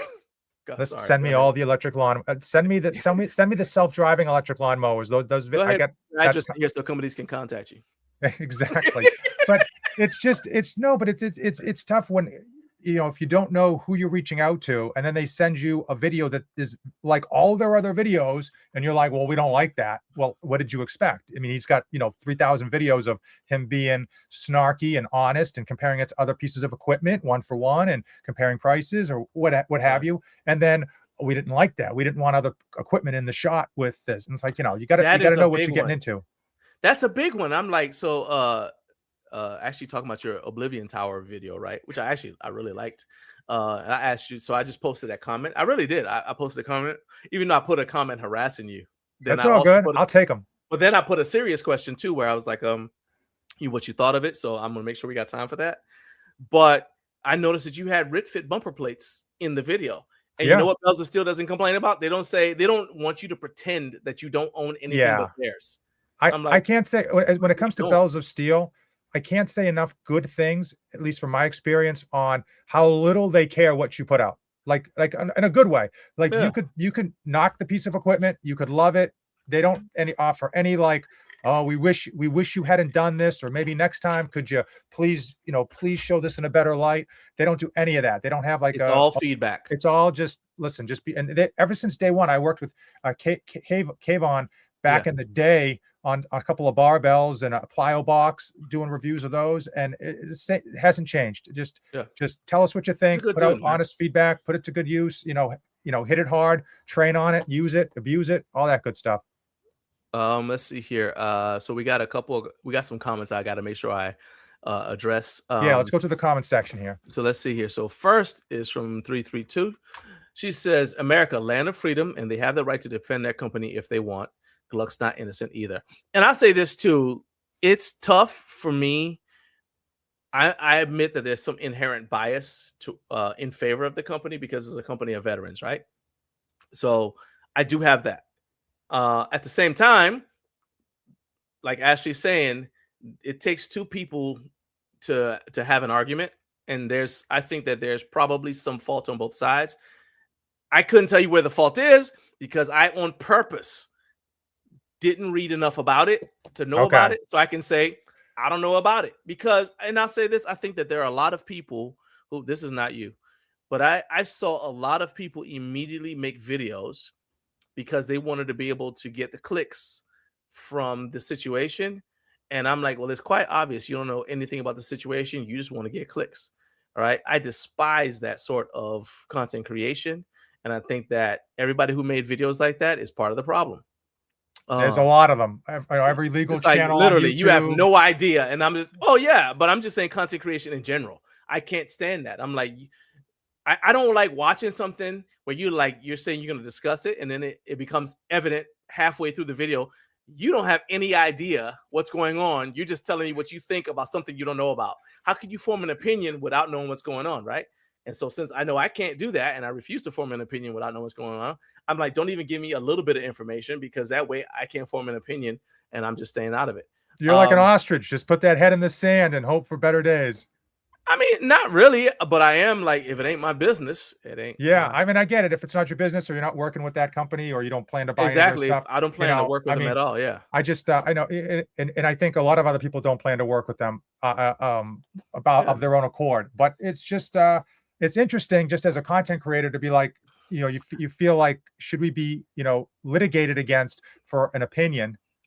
I don't know. I mean, I guess I tend to be a First Amendment advocate. I feel like you can say what you want as long as it's not like not yelling fire in a crowded movie theater. Well, but that's what they're arguing, right? Because, like I said, I don't know, but aren't they arguing that he's kind of like doing this on purpose as I don't want like is defamatory, right? So my limited alleged understanding is that they're saying that he specifically lied about their equipment in order to drive their sales down and all his other affiliate links, and he has hundreds of them up. And I'm sure it was the lawyers that they pay know what they're doing, and they will just like, okay, we can phrase it a certain way and pick out a certain piece of the video that was like 15 minutes long and go with it. And I mean, listen, if you have the money, John, you can sue anyone You can for sue anybody anything. you want. Look at all the celebrities that get all these crazy lawsuits against them from people they've never seen, they've never met, and it's just because they're hoping for a quick payout, or in this case, maybe they're hoping for something else. The only people that make money usually are the lawyers on either side. And I think, thankfully, Gluck started a GoFundMe and got a significant amount of money, thankfully, which I'm sure is not going to last nearly as long as we would hope. But I think that's the only saving grace. So he doesn't have to necessarily cave or at least go against something he doesn't believe in terms of a decision or a agreement. But that's, again, this is all out of context. I have no information, no insider information. I mean, I do see it though. Like when I said, okay, it's not my business, I also recognize that I'm in the same line of work, basically, right? So it could happen to me as well. I'll say that one thing I will say is there's like sort of a thing, there's a temptation once you start to grow and people start recognizing you or whatever, is you start feeling like, like you were saying, like celebrities get sued. You start feeling like, oh, well, I'm like them. And you can't overestimate the power of your reach.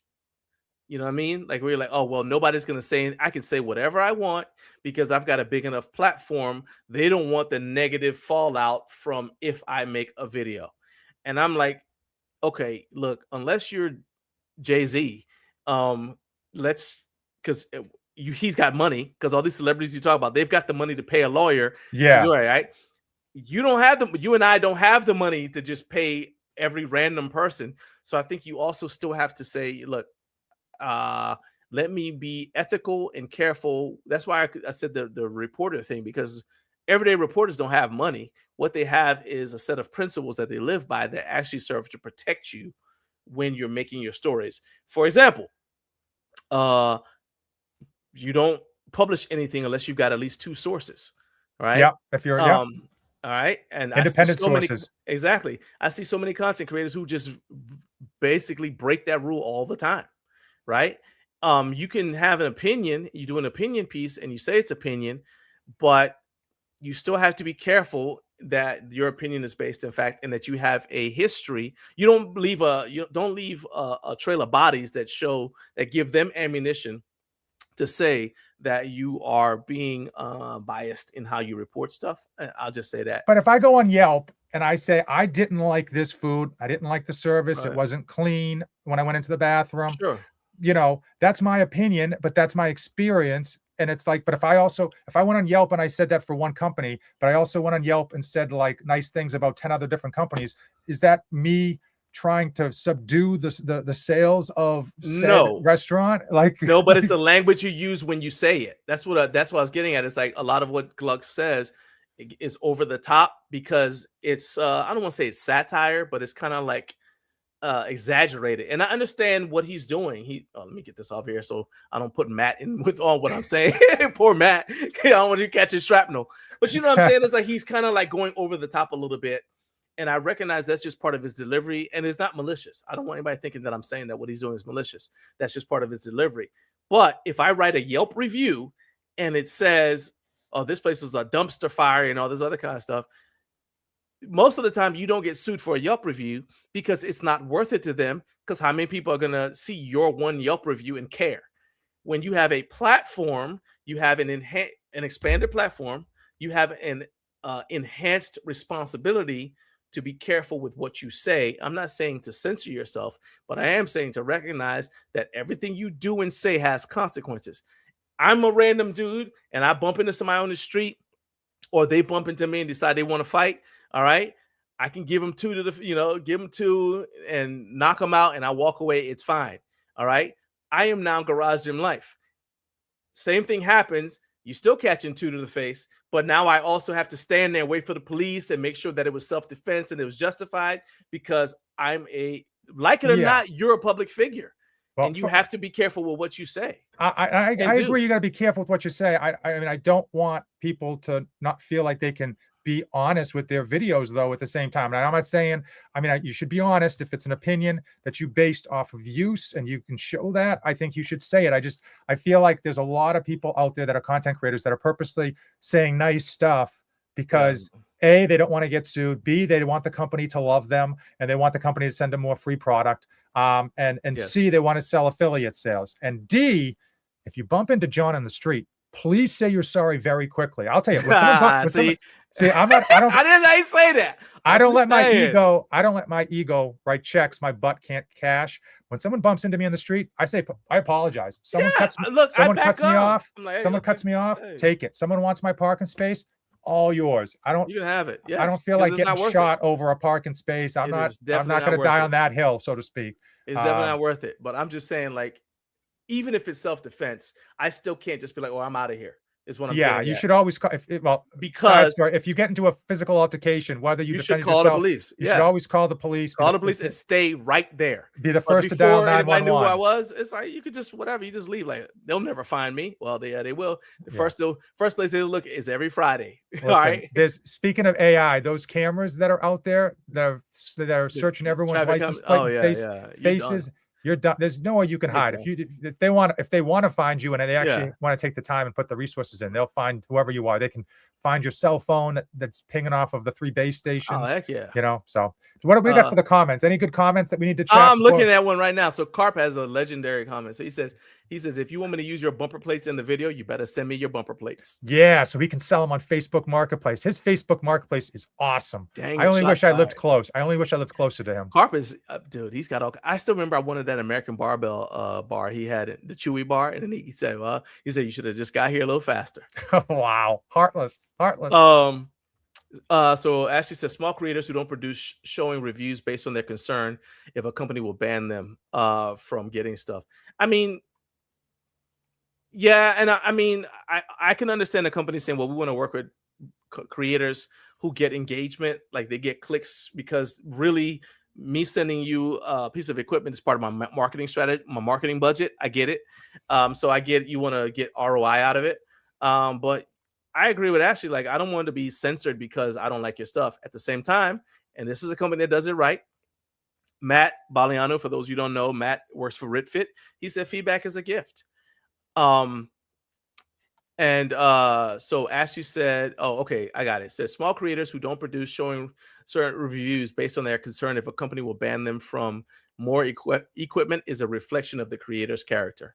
So yes. It's easy to say, but when you're like, I get it. When you're up top, when you're on that ivory tower, Ashley, it's easy to say, but when you're trying to climb up and you're trying to like get stuff to make content, and you need to make pertinent content to get views and to grow your channel, it feels a lot different when you're on the bottom. Okay, so when you've got 1 million subscribers, it's easy to be like, well, I'm just not going to make that video. But when you've got 50, you're a little, it's tough. It's tougher. You feel that pressure, especially when it's something that you believe in, that you're excited about, you're interested in. You want to be one of the first people to review a specific product, because that's why I think the system is broken. I'm not arguing with that. I'm just saying it's easy for Ashley on her ivory tower. We got 300,000 views, 200,000 subscribers, all these people with these massive channels. All right. Some of us are just squirrels trying to get a nut over here. And that's me. So I'm a defense. So here's the thing with Ashley. Ashley doesn't have a big channel. She should.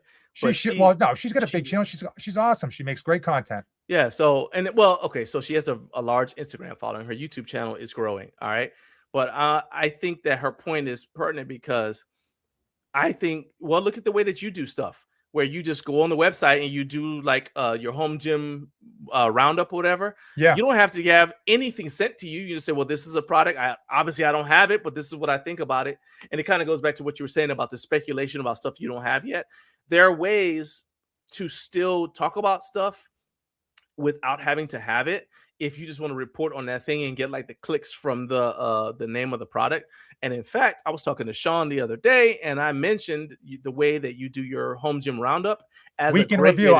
Listen, maybe you should watch the channel and watch the video. So sorry, you know what the weekend review. The home gym weekend review. I was trying to give you credit because I said it was creative. That's copyrighted. I'll sue you. I can't use it. Okay, sorry. I apologize, sir. No, I was saying that I think it's a creative way to talk about products that you don't have yet, because you can say, well, do I like the idea of the product? Is this something, what do I hope for from this product? You're still just reporting on it. I think that's a great way to do it. Ashley said a bad review can be framed as how to make this better, and companies will respect that and want to continue to do collabs. Good companies like RitFit, good companies like Bells of Steel, good companies will. The other companies, and they're out there, will. Well, then you shouldn't be working with them. That's the point. That's the point. And I've been like that since day one. When I had 100 subs and 99 of them were people I knew personally. But if you only worked with the good companies, you would be working with very few companies. But that's what I'm pointing. It's like I work with him and I'm like, oh, you're trash bandicoot, as my son used to say. I'm not going to work with you. So did that hold me back in the beginning? Yeah, because you can look and see how many products we've reviewed that are like, who is this? You know what I'm saying? And then how many of them were like actually like, oh, this is the Rep Fitness this. So when I did the Rep Fitness AB 5200, I bought it with my own money. My first 3 Fringe Sport reviews I paid for with my own money. In fact, we got a video where we toured the original Fringe Sport showroom. It's so long ago that we started talking about Fringe Sport that nobody remembers that we were one of the first to start talking about them, because we started talking about them before anybody knew who they were, before they like became what they are now. It was like I actually titled the video before they were famous, because it was like I saw it was like 2017, 2018 when we toured their showroom, right? Carp said, my ultimate thing about the whole thing is why didn't they just make a better piece of equipment?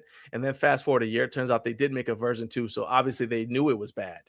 Referring, no comment. Exactly. I'm just going to leave that alone. No comment. And he said, let's not forget a few weeks after that Jonathan said he didn't like it either, because you took that piece of equipment. Yeah. I reviewed that piece of equipment, and in fact, it turned out to be, unbeknownst to me, the same exact piece of equipment. And that had to be awkward when you're like, oh. It was really awkward because the delivery driver told me, now this is firsthand information. He literally told me that the company that hired him to move it was informed not to say where he got it. So like the delivery driver was told to not say where they got it. I don't know who told the delivery driver that. I don't know if the delivery driver made that up, but that's what he told to me. And and I lucked out, because when they took it apart at Gluck's gym, they left most of the pieces together. Okay, so it made assembly a lot easier, especially on the pulleys, which was an issue because there was different size pulleys, but they were so close together. It was really hard to see which should go where. And a couple of the pieces, which could be installed backwards quite easily, in my opinion, or my non-professional opinion, don't sue me, were already installed correctly. Like that mistake had already been made and corrected. So my installation process only took like 3 hours, when it could have been like 6 or 7 if I had to potentially backtrack. And as we know, you get a piece of equipment in, you want the assembly to go quickly and easily. That goes a long way to how well you like something, whether it's electronics, whether it's gym equipment, whether it's a TV. Even if you're not doing a review, it's just you just want it to work out the box. Yeah. So Carp has advice for you. He said, if you need to get views, you just do a dad video about how to go hack the Great Wolf Lodge. Yeah. So this is the problem with YouTube, and I'm going to explain this to for those of you watching. So no, this is serious. This is John. I'm being serious. You're laughing. You're joking at my demise. I think you're doing great. Love making videos that can be helpful, that can be informative, that can educate people and hopefully help them spend their money a bit more wiser, keep their money in their pocket, because it's not what you make, it's what you keep. And unfortunately, YouTube doesn't care about that. YouTube has an algorithm, and they want you to be inside of a small niche. And the best thing you can do to get views and likes is to drill down that niche like the size of a dime. You just bullseye that niche and never stray. Well, I personally find that gets boring as a content creator, and it's also not very helpful for people who don't lift, right, or who don't work out. So some of the biggest videos I had. One of them is a Great Wolf Lodge. My family went to Great Wolf Lodge. I grabbed the camera, had no intention of making a video, but just was like, well, I'm here. I might as well make hay while the sun is shining. Put out a video, 6 minutes, didn't put any time into the thumbnail, just gave my opinion on where I spent money, what I thought had value, what I thought might have been overpriced or not have good return for your enjoyment in terms of time. And it's got like 60,000 views now. It still gets views. People still watch it, and they still comment like, thank you. You saved me money by implementing some of the tricks to save money on Great Wolf Lodge. Same thing goes with my lawnmower review.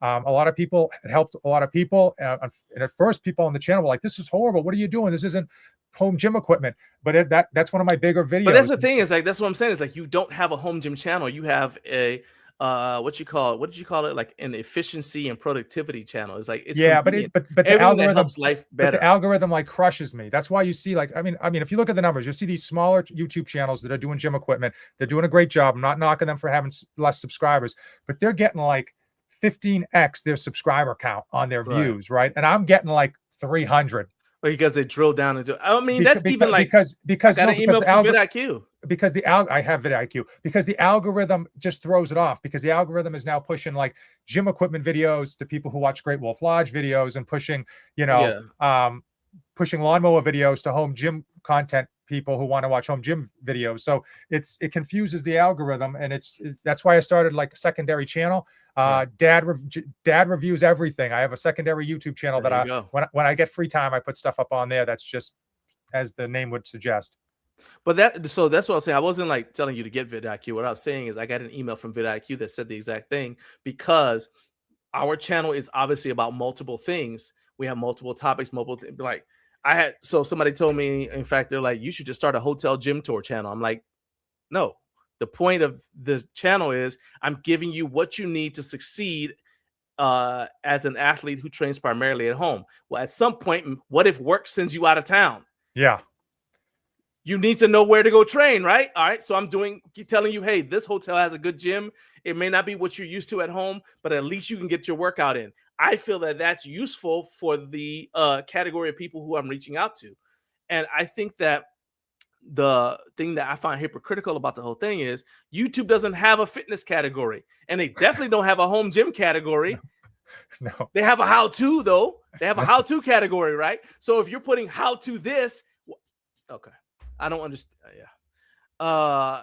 Ashley said, I already said this, Ashley, but I'm going to post it up anyway because she said it. She says, I don't have a massive channel. No, she does not have a massive channel. She has a channel that should have many more subscribers than it does, but she does not have a massive YouTube channel. But she's got more. Listen, there are a lot of people that wish they had the subscribers that Ashley had or the reach that Ashley has. Of course. So if you look at her, like I said, if you look at her Instagram and you look at her accomplishments, she's got a great platform, a number of people who are listening to her. But I still say that I think that she would make the same points she's making if she didn't have any of that, because it's kind of like, well, after getting to know her, it's like, okay, well, this is the principle of the thing, right? Because before she ever even started YouTube, she kind of reached out to me. She was like, okay, what do you think about this? Does this matter? And we just went back and forth. And I was just like, well, this is what I think about it. I'm like, first of all, you got to understand your worth. And it doesn't matter how much money they're offering you today. You have to think about what the consequences of what they're offering you today, 10 years from now, in terms of how people are going to see you. And I think that the people who are just chasing, okay, well, this is what's popular right now, which is something they tell you on vidIQ, just chase what's popular right now. Yeah. Well, what's that's going to be in 5 years when your channel isn't what you wanted it to be? It's just a collection of random videos that mean nothing to you. So I think you kind of got to, I much prefer the way you do it, to be honest with you.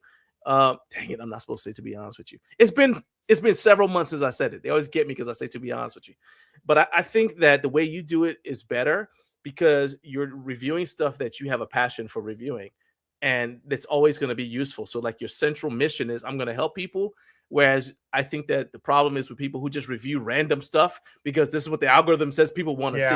And that I have a problem with. It's tough. It's tough because, I don't have the answers, and I would say follow what you feel is right for the content creators like Ashley that are watching this.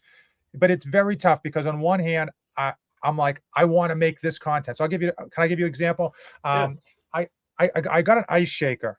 Okay. It's a trade name, ice shaker. The Gronkowski is an NFL player, not the old, not Chris, not Gronk, but Chris, right? He played for Dallas. He started a company off of Shark Tank. And it's a great product, and he has a whole lineup and stuff, and they had some great stuff. And so I was like, I'd love to make a lineup video of a tier video, but with ice shakers, because I feel like it's a company that some people have seen, but they don't realize how deep the lineup goes. So I reached out to them and I was like, hey, listen, I'll make this video for you. I already have a couple of these ice shakers. I don't have these. Could you send these to me so I can have these things to compare them to? I must have spent 30 hours making that video between using them, editing, filming, and all that stuff, thumbnail. And I enjoyed it, and I'm glad I put it out. But that video got no views, and it's soul crushing because on one hand you're like, this is what I really want to do, and on the other hand, we get kind of gratification by seeing that 1 of 10, right? That those numbers should pop up. So it's a mental battle. I think a lot of people. I'm not better than anyone else. I think for me it's a mental battle because sometimes I'm like, well, I want to get views, and then sometimes like I really care about getting this information out. And you got to kind of figure out where your balance is going to be. I'll say this, and this is something I told Sean last night. 2 days ago when we're talking. The cheat code for me, you specifically, is you've got to get. So you actually have an extra hurdle that I don't have. At least I have Garage Gym in the name of the brand, right? Yeah, that was a mistake. I made the channel so long ago, but yeah. Yeah. But I'll say that other than that, we still have the same fight. And there is something we can do, I think, around it, and that is to get your channel name to be the thing people search for. So they're no longer searching for the topic. Instead, they're just like, hey, I want to see what Jonathan's talking about today. And that's like what my thing is. Whenever I talk about you, I'm just like, hey, just go subscribe to No Fate 24/7. It's going to be entertaining. It's going to be interesting, and it's going to be useful. It'll be entertaining. It'll be one of those things. It's going to be entertaining, interesting, useful, maybe all three, maybe only one. Maybe all three. I try to make it entertaining. Yeah, but it's worth it. But don't sue me. Please, nobody sue me. All right, there's no money to get out of me to begin with, so don't sue me, please. All right, we have 2 comments that we have to do before you leave. So, because Kevin said he only had time for 1 comment. Kevin's got the smallest arms in the world. He's got pipe cleaners for arms. He said, I'm out in an undisclosed location, and he said, if you use the arm blaster, your legs won't grow. Respond. This guy is telling his subscribers, like, don't train arms. And I'm just like, that is the worst advice, because unless you're like a professional athlete and you don't care how you look, most people are training to look good. I hate to break it to you, whether it's to lose your dad bod or just to get bigger arms to fill out the sleeves. Okay. If you're training to look good, you should be training your arms. And if you want your arms to grow, you should be training your arms. This guy's like, don't train your arms. And, and an arm blaster is great because it takes the cheat out of your exercise. So, Kevin, listen, love you to death. I appreciate your channel, but I would never take bicep or tricep advice from you. Okay. And there you go. What the heck? Okay, never mind. I'm not doing that. Oh man, I'm not pulling that. I'm not pulling that up. But Sean said, yeah, he said, hence my spin to cinematic reviews, hoping that's my purple cow. So he, like the Terminator Viper that I was tower video, I was just watching that. I think that's great. And he said that's why he did it. He's like, okay, I'm gonna find the thing that sets me apart. But yeah, man, I really think that that's the solution, because I just decided, after a while, it's like, as you said when you came on, it's like people don't necessarily mention us, so I'm not gonna be the one that's got like the affiliate relationships with all these top brands, so they're gonna be sending me stuff. So I'm never gonna be the one that's gonna be like, oh, check out this latest piece of equipment I got, and I'll just make hay off of the SEO from the name of the product. So what I have to do is build the channel up so that you're searching for Garage Gym Life, and that's. I remember a long time ago, somebody told me, said, look, if the doors are all closed, go kick in a window. And all I can say, that's all you got to do, man. So keep on making it. I'm trying. Listen, no one has more consistency than me in terms of that is 100% the truth. Tell everybody where to find you so they can go subscribe right now. Listen, you already know. You already know. No Fate 24/7 on everything: Instagram, TikTok, Tinder, YouTube. Whoa. Yeah, everything and anything. Okay, see, Tinder. Okay, look, I knew it. I was like, we're home free. We made it. No, I didn't. If you hadn't, most people don't even know what that is. So you're the one who's bringing it up. You're the one listen, John. You're the one that's making it weird. Okay. Yeah, it's definitely my fault. To each their own, okay? But yeah, listen, subscribe to the channel. I've got 4,000 videos now and no views, but 4,000 videos. They're all fire. They're all fun. And, just if you want to see me just be honest, and unfortunately most companies don't like it, but I try to be as honest as I can. And oftentimes, especially when I have an affiliate link, I lead with everything I don't like about the product, because most people will bury it at the end because they know you're never going to make it to the end of their boring video. So they lead with the good stuff and their affiliate link, and they leave the bad stuff for the end. I lead with the bad stuff, so I'm above reproach, that we're not playing games here. You're going to get a full and complete disclosure. You need to subscribe if for no other reason but that you don't know which video has Jonathan in the kiddie pool with no shirt on. Okay, that's Listen, that's right there. When you're jet set, when you live in the massive YouTube millionaire life that I am, okay, Yeah. you think I don't even tie my own shoes. I pay someone to do that. That's how much money I make off of the 500 YouTube views I get per video. That's just, I mean, that's, and he gives back. Every 100th subscriber gets a Hawaiian shirt. I'm just telling you. Listen, if you don't have that Hawaiian shirt, how are you going to have the Hawaiian shirt mentality? Okay, you need to be living like you're in Hawaii. That can't be answered. It's just like you got that Magnum PI lifestyle. Okay, that's what you need to be harnessing. Mustache not included. Man, get out of here. I got fake mustaches for videos, so next time I'll show up with a fake mustache. You have an awesome day. Everybody else, hit the like button, hit the subscribe button, hype up this channel because poor John only has 235,000 YouTube subscribers, more than everybody else. Think about your favorite YouTuber. He's got more subscribers than them. Peace out. Take care. Come on, Carp, please. Carp, no. No, see, now you're just adding fuel to the fire by posting. It's your mere presence. You got to get out of here. You got to get out of here. All right. Peace out, Cub Scout. Bye. All right, man. Later. Oh, that is my guy, Jonathan. I don't care what anybody says. That is my dude. He's hilarious. And that is how we talk to each other on the phone and in text messages. Okay. I have the utmost respect for him and how he handles this grind. He says what's on his mind. And I mean, as I promised, I did have a rough outline of stuff I wanted to ask him. And we pretty much very quickly, within less than 5 minutes, abandoned that entire list. I tried to go back to it and, he's inevitable. So I couldn't, it is what it is. All right. That's the bad guy. If you came in the middle of that conversation, just rewind, go back to the beginning because every bit of it is worth it. But in the meantime, it is 8 a.m. Shout out to the Mountain Time Zone. And we are going into our next segment. This is our final interview segment of the day. My next guest is Brandon Schwartz. He's the founder of what I hope is the solution for home gym owners who want to buy and sell gear. So I've been a home gym owner for over 2 decades. And one thing I know is that we tend to buy whatever we can afford at the time, and then we'll sell it whenever we're ready to upgrade. I've seen multiple iterations of sites for resale, from good old-fashioned newspaper classifieds.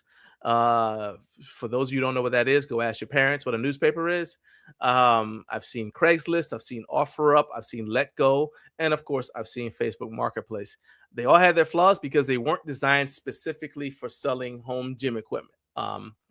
Well, Brandon is trying to address that problem by creating HomeGymMarketplace.com. And along the way, his site has become the official place to go to arrange for purchase equipment for anyone who is going to HomeGymCon and you want to buy something that's for sale at a booth. So I want to bring him on. I know that you guys had a ton of questions about it. So we're going to bring him on here.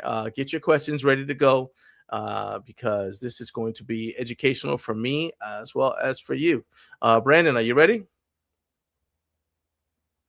Says he's ready to go. All right. So without further ado, let's bring him on here.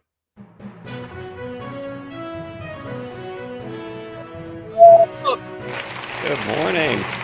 Billions and billions of HomeGymMarketplace.com fans around the world. That's must be the sound that I hear outside my window. Is everyone screaming me down? I figure when you go check the mail, it's a madhouse. Yeah, as I step over all the iron. Yeah, I'm telling you, just like, hey, I'm just going to go check the mail. Your wife is like, hey, you remember what happened last time? No, I'll do it. Okay, I mean, I just assume, man. So first of all, thanks for coming on the show because I wasn't sure you were going to say yes because when I looked at your profile, I was like, this dude has he's a ghost online. I don't know what's going on here. So a lot of times people are like, I don't know about it. I don't want to have a public profile, but you said yes. So I appreciate that, man. Tell me this.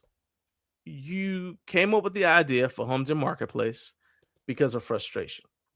What are the key pain points that you want to address with the site? Before we start talking about HomeGymCon, let's talk about the site itself. What are some of the pain points that the site is supposed to address?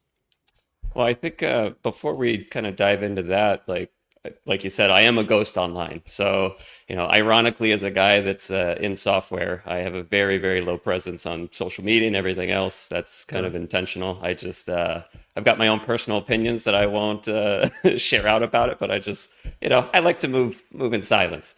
Hey, that's how real so- G's do it. So just about me in terms of, because like you said, I've been lurking. I'm on everything. You may not ever see me because I'm just a like button out there. But I've been in the community for a very long time.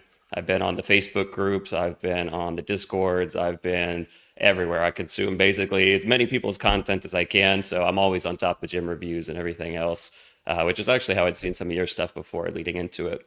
But just since you probably won't be able to find too much publicly, in general, I'm Brandon. I'm a husband. That's kind of first and foremost. And I'm the father of two beautiful girls. So shout out to you girl dads out there. I've been in software on the professional side. I've been in software now for about 15 years or so. So I've done, smaller companies, some of the biggest companies in the world, e-commerce, fulfillment, everything, mobile apps. E-commerce, did you say? Yeah, e-commerce. Yeah. One of the people in this conversation is trying to set up a Shopify store and has only thrown something once a day trying to do it. My wife had a Shopify store at one point too, and it's it's obviously the go-to that people are using now, I think, especially for small businesses. So, I mean, it's great, but maybe I can help you out with that too. Hey, I will not turn that down. So I did see, so I saw the folder you shared with me. I wasn't able to open it before, but I can open it now. So sure. This is just to give you a little bit of street cred here. Not that you need it, but this is our hero right there. Look at him. Action hero. He checks all the boxes. He's got the action hero pose, standing there in a garage gym. Okay, right there. All right. Got the little bit of the superhero hairstyle, so it's kind of flicked back like the wind is blowing. There should be a flag somewhere billowing. But yeah, I like this is okay. I see that. What year was this? Okay. This was probably about 2008. And, 2008. Okay, that's back when you could still wear shiny basketball shorts. That was still a thing. Yeah. So. Okay. I was curious about that. I was like, okay, was that all right? Was that current? Okay, but that wasn't from like yesterday. Good, excellent, good. Because you don't need to still have those. Actually, no, keep them. They'll come back around. Everything else does. Yeah, everything else does. So yeah. So you've been in the community for a while. And so you said in your post on Instagram, you've tried to buy and sell stuff yourself, and you've had, I'm sure you've had like your share of meetings in sketchy parking lots and all that other kind of stuff. That's like a rite of passage almost. The site is in beta testing phase, and I actually before this, well, you already know this, but before I brought you on, I was like, well, let me go ahead and actually use the site. Let me just see how it works so I can see how it goes. And so I posted like our Bells of Steel bike up there, right? And then I got an email. I just woke up randomly at like 3:30 this morning, and I saw I had an email from you, from Home Gym Marketplace actually, but it was from you. But it was like, you had an offer on the bike. I said, oh shoot, okay, so that function. So at least we know that those features work. Talk about where we are right now with the site. We're in the beta testing phase, but like where are we as far as people who are contributing to it and helping kind of figure out the bugs? Sure. Yeah. So there's really two main products, and it's a little confusing because, like you said, the main product that we have is more about like it's really about doing the peer-to-peer marketplace. So it's when, just like all those other competitors you talked about, buying and selling stuff, like that's what it's there for. That one is the one that's in beta. We've gotten some good early feedback from people on, the UI, on different features that they want, things that they like and don't like. Here you go. You've got the homepage here for it. And I could talk a little bit to that one, but I also want to talk about the other product too, which is our for sale at booth that we're doing for HomeGymCon. So that one is very much. We're going to spend more time on that. I just want to make sure that we talk about this a little bit. Sure. So, and that one is definitely not a beta. So I just want to make very clear that like the for sale at booth is very much a production, website. It's all live. It's all working. But this one, if we want to talk about a little bit, we could talk about, some of the. I'll pull up, this is my stellar dashboard here. Yeah. So I think you said earlier you saw, if you go into your My Deals, sorry, I wasn't expecting a live demo for this one. That's okay. So yeah, if you jump into it, and I think you already countered me, So it might be a little bit too late to show. So for people that don't know, like one of the big differences in terms of like building out this marketplace was, I've done hundreds and hundreds of deals on all of the apps. And so one of the things that I didn't like, and one of the pain points about it, was that there's always this kind of ambiguity around the terms that you have. Like, so normally you'll reach out to somebody, assuming you don't just get completely ghosted, or they do the standard, is this still available? And then you never hear from them again. Like, assuming someone gets back, there's usually a bunch of back and forth in terms of the pricing and where you're going to meet up and all that good stuff. And it's all just kind of buried in text. And the longer that goes on, the worse that gets. And the more things you're buying or selling, the worse that gets. And it just gets super, super hard to manage. And so one of the things that we did was basically try to focus on, like, what is the core thing that you do when you negotiate with somebody? Like, what are those things that you actually care about the most? And usually up front, it's, making sure we lock in on price before we worry about kind of anything else. And then that's kind of your moving point from then, is once you get the price locked in, I mean, the rest you can just work out the logistics like you always do. So we really built this kind of deal workflow where you can have a properly structured back and forth, just like you would if you're buying any other major purchase. You see this in, some other domains, like real estate has this a lot, right? Where you're going back and forth with proper counter offers. So it's kind of a very lightweight version of that, but not so lightweight that it's just, the Wild West. I mean, I really liked it because when I saw it, like, and I assume you sent that like for the show or whatever, but then for the purpose of the show, I was like, well, let me see what happens if I counter. So I went ahead and did, and I kind of stepped on your moment. Sorry. No, you're right. But I did like that because it kind of like automatically gives you a range. It tells you, so like that 310. So I listed it for, I think, 350, and then you countered with 275. And then I was like, okay, before I could even say, well, I wouldn't do that in real life. So this is just a fake deal, right? So I was like, before I even said I wouldn't do that in real life, I pulled it up and I was like, oh, that's actually new. I've never seen like it actually calculate. It's kind of like those tip calculators, like when you go to a restaurant where it automatically tells you, well, this is what 15% is, this is 20%. You don't have to do any math. I said, oh, that was a really user-friendly thing that I've definitely never seen it on any other kind of resale website. So I'm a huge fan of that. Tell me this, going to the HomeGymCon side of things now. Your site, as I said, is still in beta testing. How did you get a site that's still in beta testing to be the landing place that's like the partner for HomeGymCon, to buy equipment from vendors? So did you reach out to Jake? Did he approach you? Like, how did that all happen? I just put on my Hawaiian shirt, and then when I got on the call, there you go. Jake instantly saw that energy, and he's like, "You're in, whatever you need." That does it. Okay, I believe none of that, but it sounded good. I mean, that's got kind of a longer story, but the shorter version is really that, I had been building this marketplace out. And so a lot of the core pieces that we had around, listings and having storefronts, having this idea of messaging and all the real-time messaging and all that was already in place. And so I had reached out to Jake, I want to say it was, I don't know, maybe March or something like that, and was like, hey, there's this thing that I kind of have this idea for, because for those that don't know, I've been to every single HomeGymCon. So I've never been a vendor there. I was always there. It's just, someone that bought a ticket, punched my ticket, went to French Lick. I was there when it was super small, going down the giant escalator down to the showroom floor. Man, and so I was the guy that was there first trying to snag my own stuff, right? Trying to get my own gear. And previously, like I don't even remember if the website had it the first year, but kind of the last couple years, Jake and them have had a page where they list everything out. But one of the things that I personally didn't like about it was that for some of these brands, you have some up and coming brands that have new products and whatnot. And it's really hard to quickly tell, like, well, what are you even selling? Like, what is is this like a new, like, what's the product category even for some of them?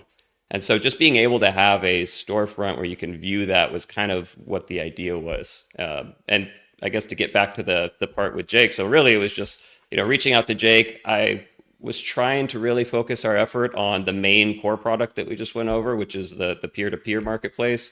Sure. And it just seemed like the timing was right, where I was like, well, let me just put this on pause. Let me try, doing this. So I built kind of a proof of concept, got on a call with Jake, to be fair, I shout out to my wife. When we were on the call with Jake, she's been in sales forever. As soon as I dropped off, that's exactly when he, decided and flipped that switch and was like, "Yes, let's do it." Because I couldn't read him for the first, like, yeah, I 20 don't know how minutes to or whatever. sell He was either. kind of I'm like, I don't know. We've got a process in place. I kind of get the idea, but to your point, I'm this guy coming out of nowhere, and Jake had met me and seen me at HomeGymCon before. But other than that, I mean, I'm just a rando. So, eventually, I think he was convinced by her. Nice. And when I Nice. got back and rejoined the call, he was like, all right, so let's, talk about some of this. And we started working out what it could look like. Nice. And we just moved from there. Shout out to her. So I can answer this question that Jared is asking you, because I know the answer to that. Sure.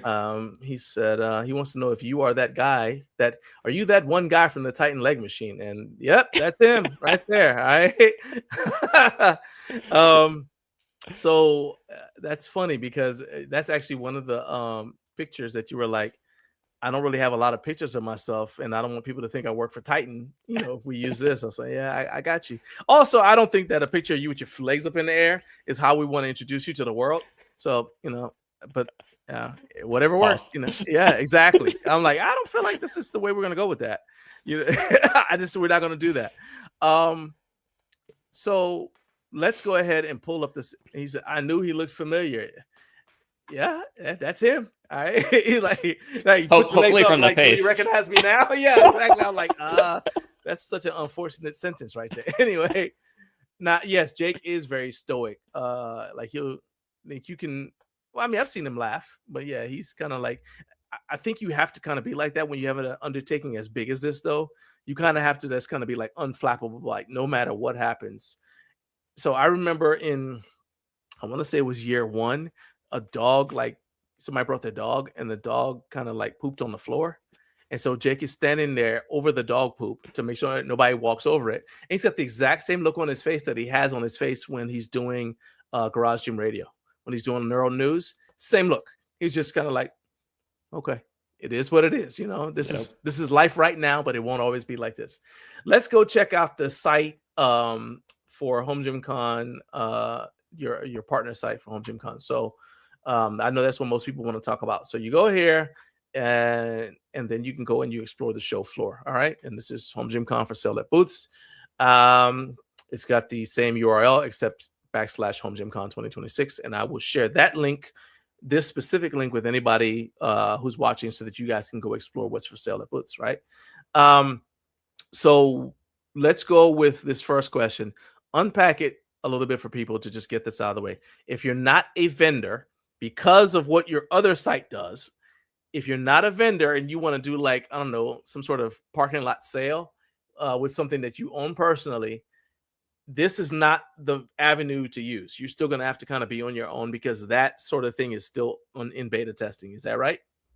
That's right. So I'm working, day and night, basically trying to get that one ready to go. There's still a chance maybe it could be ready early, in advance of HomeGymCon, but in general, this one, not until let's assume it's not until you get an announcement. Yeah. And then just focus on this one is really just for the vendors. So when vendors are bringing stuff in, for those that have never been to HomeGymCon, there is a ton of equipment that gets shipped in to Louisville. And so you're going to have power racks, barbells, weights, all kinds of heavy stuff, small stuff, everything you can imagine. A lot of these vendors, they don't want to ship that back, because as we all know, everything is incredibly expensive to try to either freight it out, or if you're using UPS or whatever, up to that 70-pound limit or whatever they have, without paying the overages. You just don't want to deal with that. And so they are offering to everyone that attends an ability to purchase this. And this is something they've done for the last few years. I think this is the first time that it's been, hopefully feels, more formal and has a little more structure around it. But I mean, this has always been there. And this is something that, Jake and them had already come up with. I mean, it wasn't there in year one, but I did. Yeah. I mean, all right. So I did suggest, I don't know if I'm the only one who suggested it, but I suggested it to Jake because we had been to my wife, Naomi, and I have been to the Arnold. And for those who don't know, if you go to the Arnold, if you're only going to go one day, go on Sunday. Because Sunday is the day where they're like, okay, well, we're packing up to get out of here, and we don't want to take all this stuff back home. It's already been kind of accounted for on our balance sheet. Even if it's free supplements, they're like, I don't want to take this back home. It's not like they can say, okay, let's just reuse it for the next event. This is earmarked for the Arnold. We're not going back with it because that's just more stuff we have to carry back, right? And so I suggested to him, I said, look, you need to have some way for the vendors to sell stuff so that they can, not have to worry about it anymore. And then they'll get some a little bit of a carryover, because anybody who takes it home is going to obviously make videos with it. They'll be able to give them feedback and all that. And then I didn't hear anything about it, but then I guess, he talked it over with the rest of his team, and it's like, yeah, okay, this makes sense. And so they started having it. I want to say starting in year 2, they started having the ability to do it, but it's never been as organized as this. To Jeff and Perrin's point, says it's nice to have a central location that has clean functionalities for the vendor sales versus just a spreadsheet, because that's what we had. It's like, all right, well, this is the stuff that you potentially can get. This is what the vendors are bringing. Vendors are bringing, and then you kind of got to figure out, how to get in touch with them, how to say, I want to buy this. Is it first come, first served? How am I? You still have to then approach them, and we never had something like this as clean as this is. So let's explore it just a little bit, so people can figure out. I'll let you drive the bus. You just tell me where to go. You click on browse booth items. Sure. Yeah. And suddenly you see stuff. So what's next? So when you're on this page, you'll basically be able to see everything that we have available. So this is every live item, both everything that's in stock and out of stock, and you can filter stuff out. So this is every vendor right now that has reached out to us and that has, put up a listing to be able to sell something. And you can see Iron Master especially has been selling out really fast of a lot of their products that they have. So if you are an Iron Master fan, you should probably get on that sooner rather than later, because they are getting a ton of interest. If we keep going down, I know you had Kodo gi grips on here. Yeah. They've got a bunch of their grips are on. We've got, other brands. There's like even some, I won't say newer necessarily, but maybe the person that's owning it is newer. So like there's Tanner from Husker Lock. He was one of the first people that we brought in. So, if you guys are looking for power locks, they've got some good items there. And there's all kinds of stuff. So if you just browse through, again, the idea isn't, and I think in year 1, things aren't going to be perfect. We got in very late to the game in terms of, by the time I started working on this and we got kind of the green light from everybody, it was maybe, I don't know, June or so, or maybe the end of May, I think. So like we had to turn it around pretty quickly. This is quick. Yeah. So we're getting people up there. Certainly we've got lots of vendors. There's more that are coming, every day, every couple of days they're coming through. We've got 7 or 8 in the pipeline right now. Okay. So let's unpack a little bit of this sold out business, because I want people to understand. Sure. This is good. So the vendors only have a certain amount they only got so much space on the truck, right? So they can only bring enough stuff. They're bringing enough stuff to actually have the booth and have stuff in the booth. Well, then if some of that stuff is already spoken for, they can't just say, oh, well, we'll just bring more. Because again, laws of physics, you can only fit so much stuff on the truck, or else you got to get another truck, and that adds up costs. So this stuff is stuff they were going to bring anyway, but it's already, when you see it at HomeGymCon, if this wasn't you, it's already spoken for. Am I accurate in saying that? That is correct. I mean, there's a couple things here. So one of the things that we did is that obviously there is limited quantity. So for some items, like a lot of these from Executive Fit are like one of one. Yeah. So once those are gone, they're gone and they're claimed. But what we did is that for the vendors that have onboarded and they use all of the platform features, because not everybody's using everything, and maybe we can go through a couple of examples so people can see. Sure. Yeah. Where do you want me to? Just open maybe one of Intech's right here would be fine. Those dumbbells. And so even if something's sold out, you can still message them. Now, I would only do this if you're really crazy interested, but the idea was that we give people a backup list. Because here's the other thing, if you've never been to HomeGymCon, is that it's a bit of a madhouse toward the end. Things get crazy. And so like, especially people are driving in or flying in or whatever, you're trying to figure out transportation. So things fall through. I mean, anyone that's ever done any deal with, gym equipment, things happen. And so if you would like to, maybe there's a product that's there that's completely sold out, you could still reach out and you'll be basically on the backup list. And the vendors they can go in order if they want, or they can jump around and find somebody. Or at the end, you could do what I do at the end of shows too, and have done the last couple of years, which is just, you can go and talk to people as well. So the idea is try to do this one first because this helps the vendors out because, again, it takes a lot of time to try to organize all this and to handle logistics and all that. And so the more that they can get done up front, if there's something you really want, claim it early. Otherwise, you can always shoot your shot in person at the booth. Okay. I'll say this too, that I mean, if you live local, just think about the amount of money you're saving in shipping if you're able to just drive over there and pick up, especially if it's a a big piece of equipment. And I know local is it depends on what you decide is local to you, because I don't know if Ashley's doing a caravan like she did last year, where she literally had a caravan of all her friends, everybody. I don't know what like the rule was, everybody bring a pickup, but she showed up and it's like, oh, that's Ashley's people. It's just a line up of pickup after pickup, and they're all filled up with gym equipment, right? Which I thought was awesome. But if you live local, this is your chance to do it and save on shipping. That being said, if you're on the backup list, you might still, I didn't realize that you could still talk to them and maybe place an order, because at least to me, there's also an advantage then, because then they might just ship it to your house. Now you don't even have to worry about it.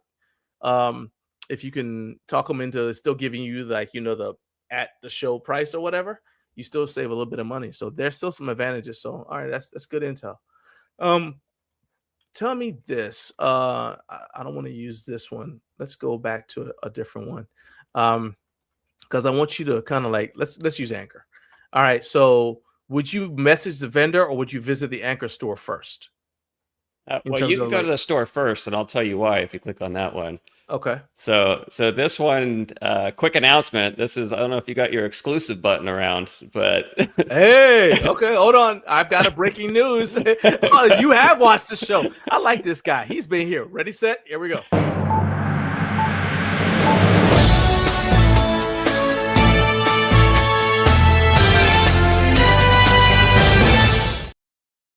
I like this guy. There you go. All right. Your breaking news is that Anchor just went live. For this podcast, or sorry, for this live show. Sorry, we could scratch the podcast out. Yeah. This is live now. Anchor has their products up. Again, if you're going to reach out for these, please this is only for HomeGymCon attendees. So these is for all these deals. So I have gotten from some of the vendors, that they're getting people that are super excited and they see stuff that are not going to HomeGymCon. So unfortunately, this is not for you. We'll try to add some more banners and messaging to try to make that more clear for people. But like these are your deals for Anchor. I know you're going to have your show that's going to be live there. I can't remember if it was Thursday or Friday you're going to have it. So we have both. So okay, actually perfect. and I was going to invite you because we have Anchor. We have a live stream at the Anchor booth. Yep. During HomeGymCon, where we're just basically, it's like kind of like man on the street. You walk by, we ask you questions or whatever. So you can swing by and talk about your booth and what to expect, for anybody who's watching. And then Friday, we've got our show, which you're also welcome to attend as well, because it'll be over at 9 a.m. before HomeGymCon starts. Oh, nice. But go ahead. I interrupted you. No, you're fine. Yeah, so that's it. So I mean, this is their suite that they're bringing. Obviously, if anyone's been to the previous HomeGymCon, I think they had most of these up there before, with like the Anchor Pro and the Anchor X and whatnot. So like they're check them out, go by their booth, and if you're interested, reach out to the site. And maybe this would be a good one too, John, if you want to go through one of these, and you can send them a message, and I'm sure they'll recognize when they get your message who it is. And let's see what happens here. So it's opening. All right, good. Say, I'm interested in this item. So yeah, I'll walk it through while you're typing. I'll do the vocals over it. So yeah, so when you reach out to a vendor, and again, not every vendor is the same. We'll show you some of the other ones like Titan Fitness that have a slightly different way. But for the ones that are fully on board to the platform, when you reach out to them, it creates a direct message with them and a real-time chat that you can have. Okay. So the vendors do get notified. They're on top of these. They will work out everything with you. So just to clear up, if anyone's not sure, because it does kind of look like an e-commerce site, we don't touch payments. We don't do fulfillment. We don't do anything else other than kind of matchmake and give the vendors and everyone else, the buyers, the tools to kind of, make the deal work out. I like how you said matchmake, because it's like, I'm introducing you. It's up to you to propose. Yeah, that makes sense. And this is a very important part right here. The vendor coordinates payment and pickup. So you're not involved with shipping of any kind, because that was another question that came up, is like, who's handling shipping for these different products? I know we've got somebody who's watching right now, Eric. He bought something, and I think he had to put it in a pod. in somebody else who's watching's front lawn, so or in their yard. So I think he stored this piece in a pod at Jared's house until he was able to get it shipped to his house. So you're not involved with any of that. It's No. just like, hey, I just let you know that they're there and you can go on in. Yeah.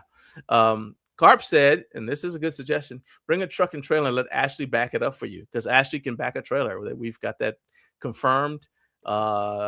She made Tokyo Drift the trailers in. I will make sure I am way out of the way if that happens.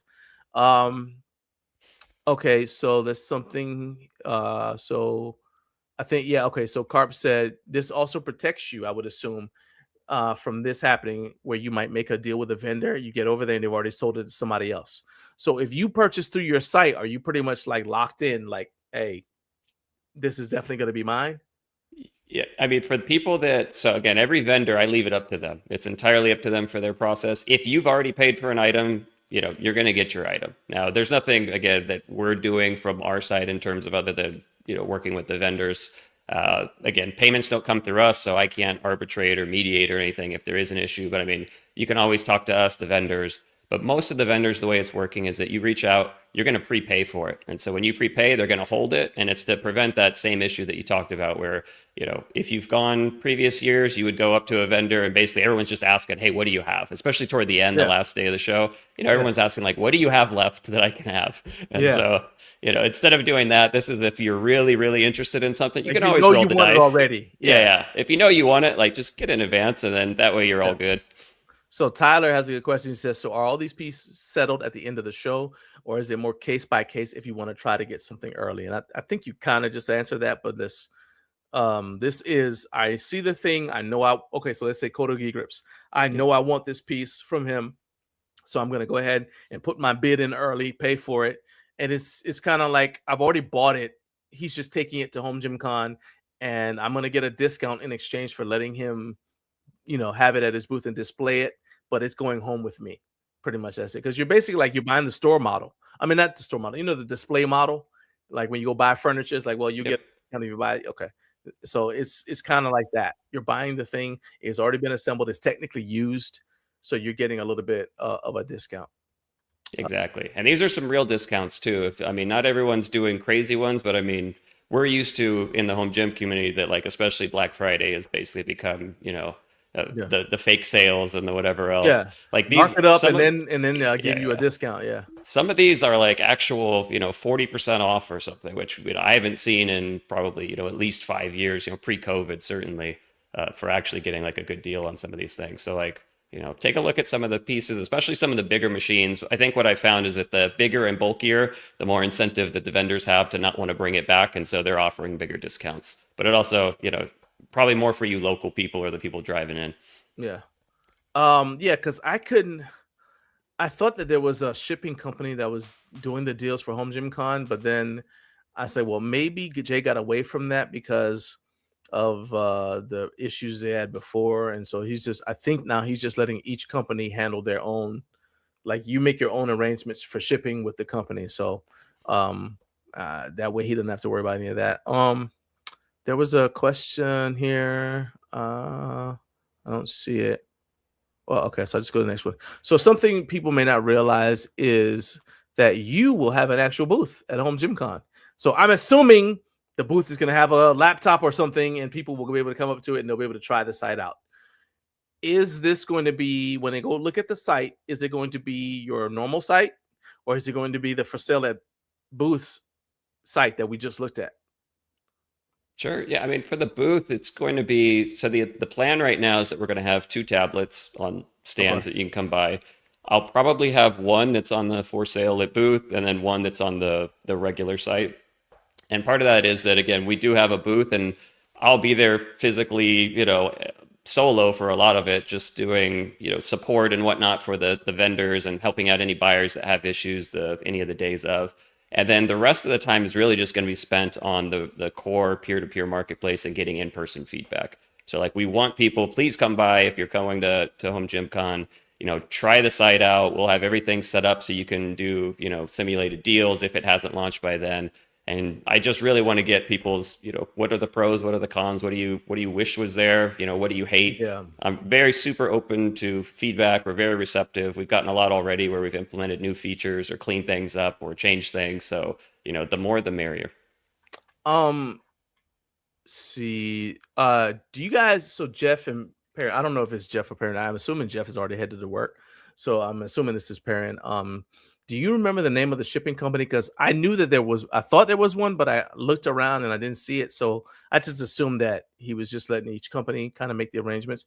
It would be so much better if there is one shipping company, as long as, they're dependable, obviously. I actually even suggested that they have a booth, like just have like your local U-Haul or UPS or whatever. Just let them set up a booth right there, especially for the local people.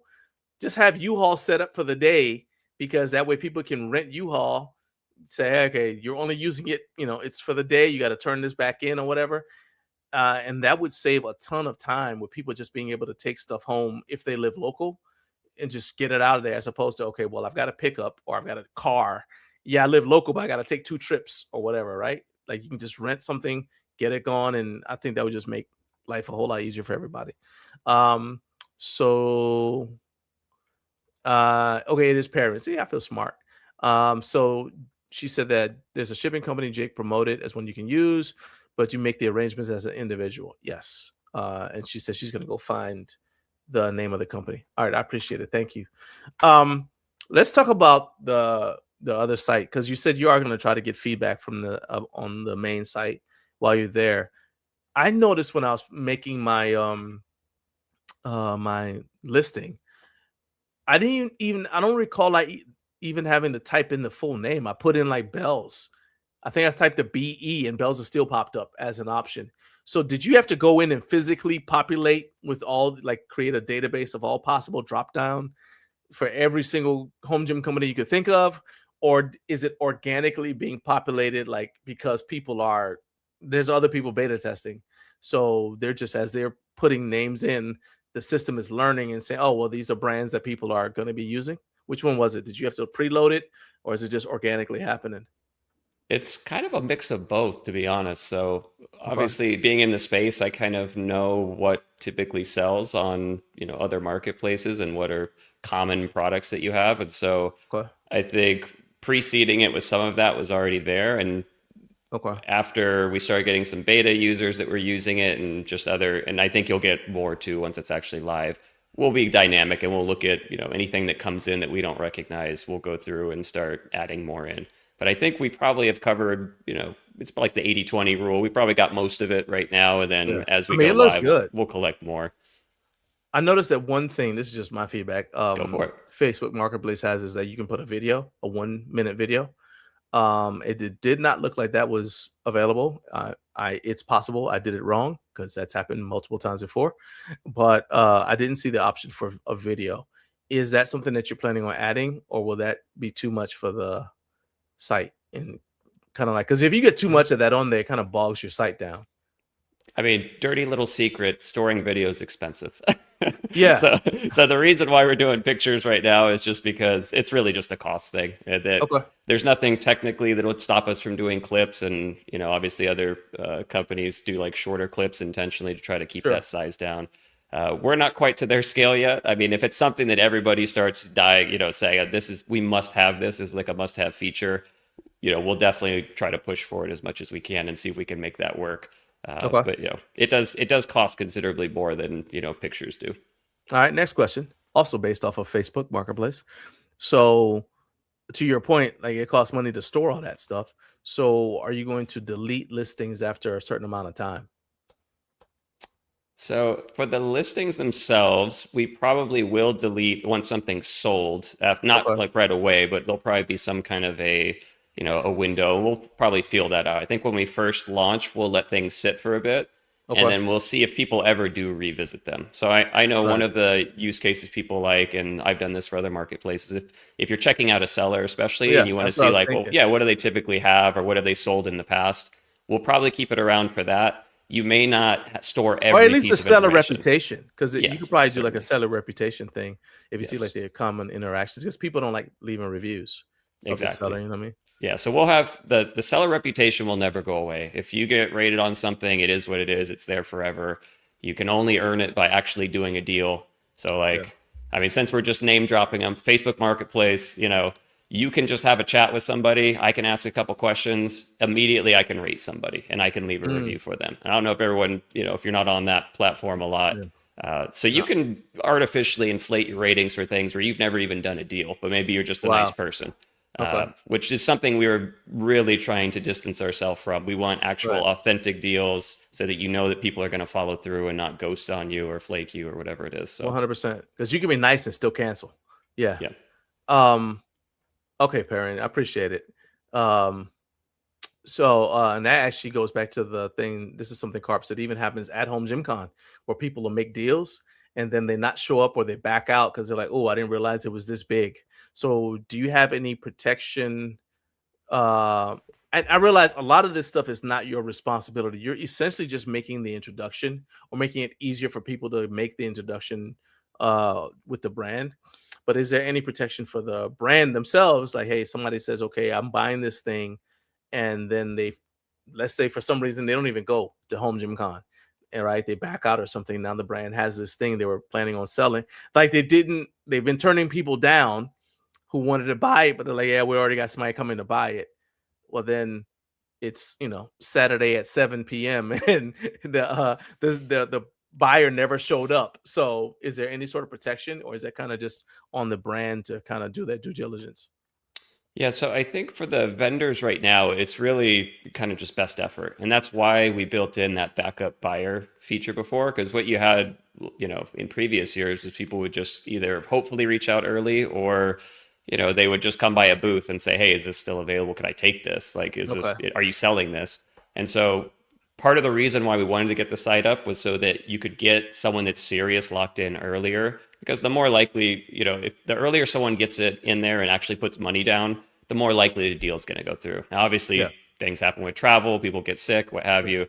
So that's why we do still allow you as a buyer to reach out on something. So if there is a product, you can still reach out. You'll know that you're a backup buyer. It'll say, and then, you know, if the vendor decides, you know, the day of that buyer never, you know, they fell through, basically, you can go by and, you know, you can shoot them a message and see if maybe you can pick it up, or you can always go by the booth in person. You know, full transparency, like a lot of these vendors are going to be super, super busy in general. And so they're not always going to be on their phones or their laptops or whatever they have with them. So, you know, you might be able to go in and kind of sneak one through. And if you're looking for a deal, you might be able to find something just by being in person and being there at the end. And that's when they'll be kind of settling everything out, is when they ship stuff on. I think it's Saturday after 6 p.m. is when they start shipping stuff on the docks. So. I mean, I think, and this kind of goes, so I think this is a good point, but you actually made me think about something, Jared. So he's talking about the main site. It says keeping historical sales might be useful because you'll be curious about what stuff is going for, as an example, like what's the going rate for this thing, right? So I see that, but I also think historically, maybe a vendor wants to see if this buyer has a history of saying, yeah, I'll buy this and then backing out. And this could be something that, you like, over the years, you know, you continue to be the partner for HomeGymCon. Both sides can say, okay, well, this brand, for example, has a history of not bringing the product or whatever thing, and so everybody knows like what they're kind of getting into. So I think there's a little bit of utility, I guess would be a good word, for keeping some sort of record of the transactions. I think on your end, you'll probably be kind of clear because you're not actually arranging anything, but it might still be helpful for the buyers and the sellers on both ends on both sides of it.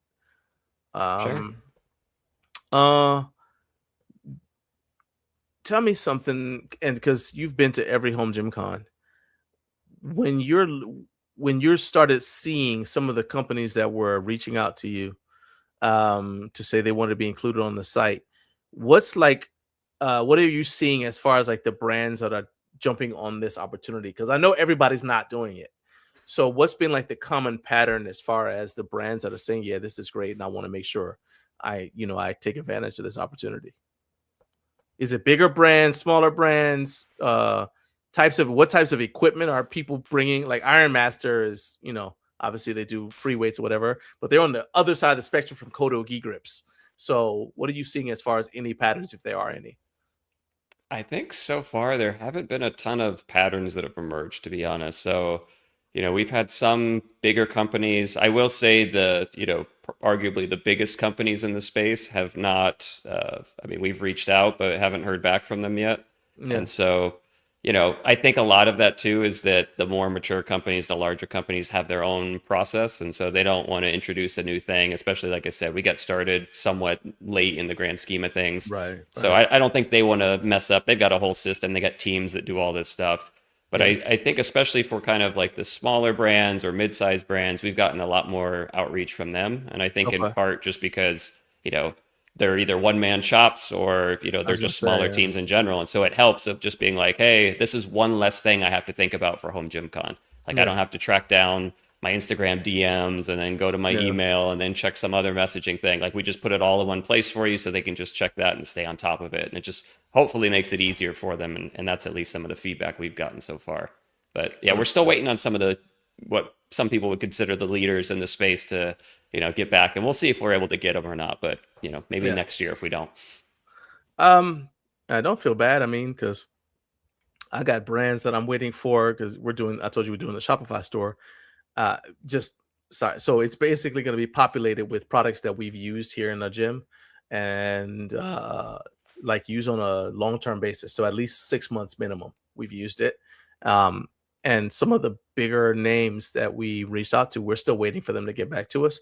Some of that is because, it's like, okay, maybe I talked to the, founder of the company or whatever. Well, he's not going to do it himself. He's got somebody who he tasks that with, right? Well, that person you presume already had something they were doing, or else what are they doing there if they don't already have work to do, right? So they were doing something already, so they'd have to set what they were already doing aside to come, to address what I'm talking about. So with them to do. So I kind of like try to give a little bit of grace, but I'm just saying, basically that's all me saying. I feel your pain. Carp said that for shipping, you have to go through Mike Smith. He's the facility coordinator. He's the guy that's setting everything up and turning everything down. He works for the Expo Center. I think Mike was the guy that was running like the forklift. So I think that was him. Okay. And we did have, I remember what the question was. Jared wanted to know about your home gym specifically. So I do have a few pictures of that. So I tell you what, let's do it. Let's make this as easy as possible. We'll download them.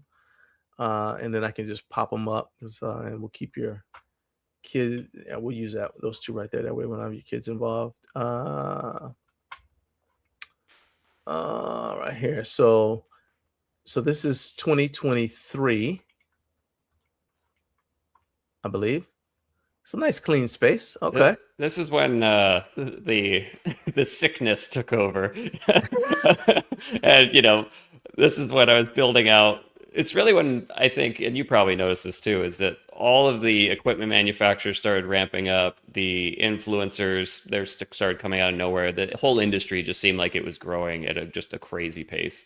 And so that's when before, like in that first picture you showed way back in 2008, like my home gym, or what people used to call home gyms, are nothing like what they are now. It was literally, my God, yes. A pair of power blocks. And I think, I was maybe an early adopter of like the Iron Master, super bench, not even the Pro or the V2 or anything. It was like the original one that they had. And like, that was my home gym for a lot of years. And I had their pull-up attachment and whatnot.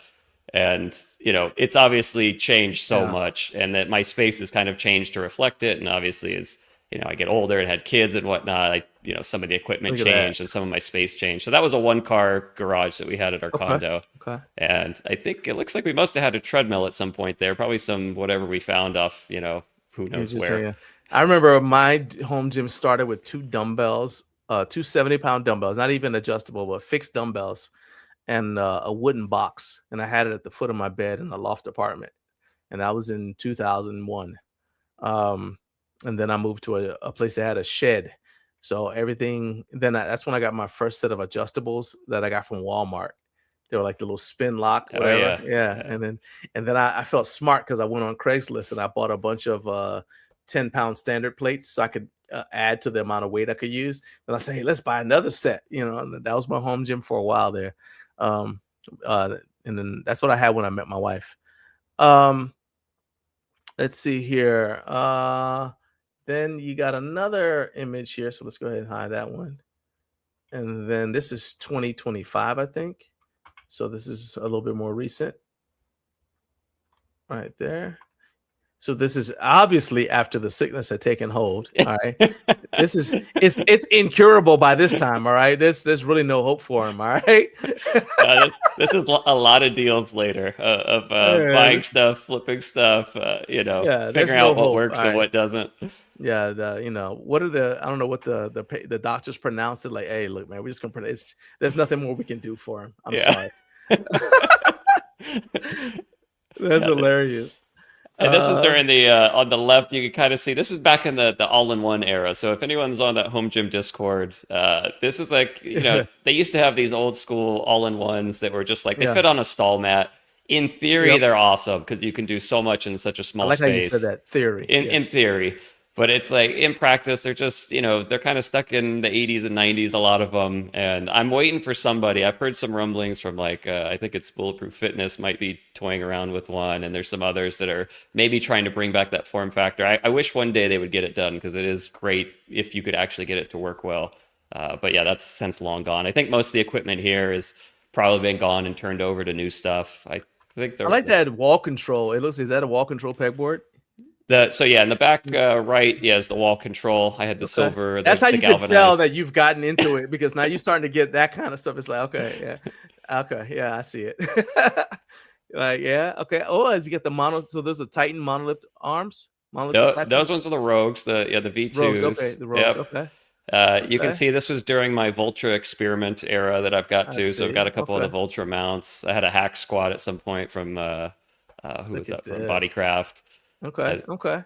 Yeah, the mag grips, the benches I rotate through. I mean, I usually just have like a rep bench typically that I've had, like the 4100, I think is what I've got there. But again, long since gone, replaced. And then the new gym, sadly right now it's in shambles. I just moved not too long ago, and so I've got my dumbbells, new dumbbells now, different ones than what I've had, and so I'm really back to basics with my dumbbells and my bench, and I'm gonna have to reset up and redo it all again. So Carp said, and this actually I guess so, depending on how far away you live, that also, because you have to add fuel costs too. He said just realize it's going to be as expensive if you bring your own truck or trailer or just rent a U-Haul. That's what I'm saying. It's like especially if you're getting something big, like you might as well just get a U-Haul because you drive it up, pack it up, drive back, take your stuff out, set it up in the house or whatever, drop the U-Haul off, and you're done for the week. And you're done for the weekend.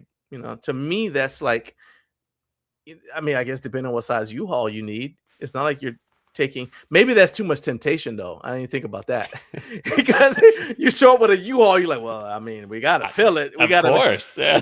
Otherwise we're wasting money, right? Start checking the weight limit on the truck. Hold on, where's the sticker at? I know I can get one more piece. Like your wife is like, will this even fit in our gym? I don't know. We'll figure it out. That's hilarious. That's hilarious. Okay.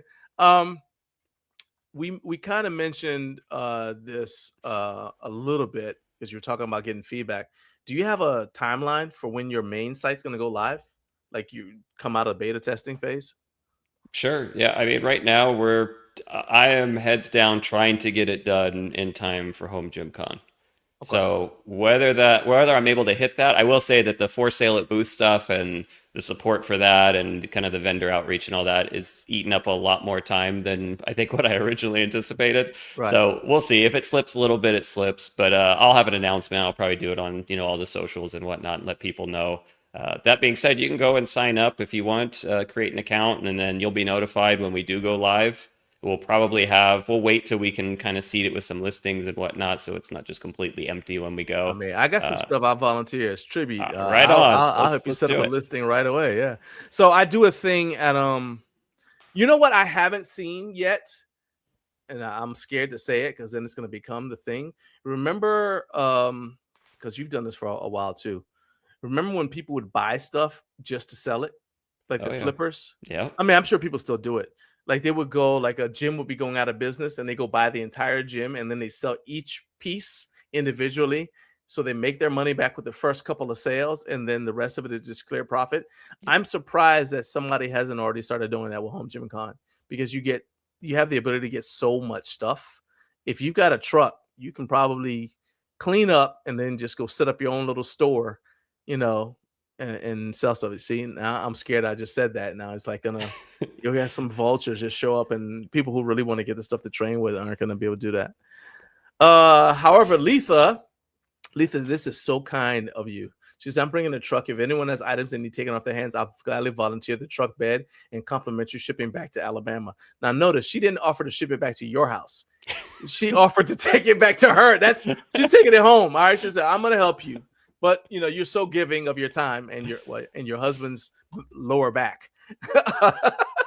That's so awesome. My brother said that your wallet will let you know. Yeah, but sometimes they don't let you know in time. All right. Okay. So you got a satisfied customer right here. Rex. I don't know if you know Rex, but if you don't, you need to take a picture with Rex. And Rex, you need to come by. Make sure you come by our live stream with Anchor. We can take our picture there. But Rex said, I'm trying to buy something from Carbon Strength right now. It seems pretty easy. So I did already purchase some weighted out plates to pick up in Louisville. So you got one satisfied customer right there. Eric said you can just get a U-Haul container, just put it in Jared's driveway. Just saying. Like I said, that's what he did last year. I'm not sure how on board with this plan Jared is, Jared's wife, but hey, it's not. I don't have a dog in this fight, so hey, just dump it in the yard. There you go. Yeah. Yeah, there you go. Go ahead. Now we've got people who are making random offers to do deals, and they're all in my comment section. There you go. Colonial deals you can't afford not to. Okay, no, I'm not putting any more of that up on screen. I'm not doing that. The site's still open for beta testing. So if anybody wants to get involved and be a beta tester, how can they get involved? How can they go on there? Sure. Yeah. If you go to homegymmarketplace.com, there should be a section there that you could sign up and create an account. And basically, once you create an account, you can poke around. Right now, it's all test data, like you mentioned earlier. So, don't be put worried. Anything up there that's permanent, because it will be deleted.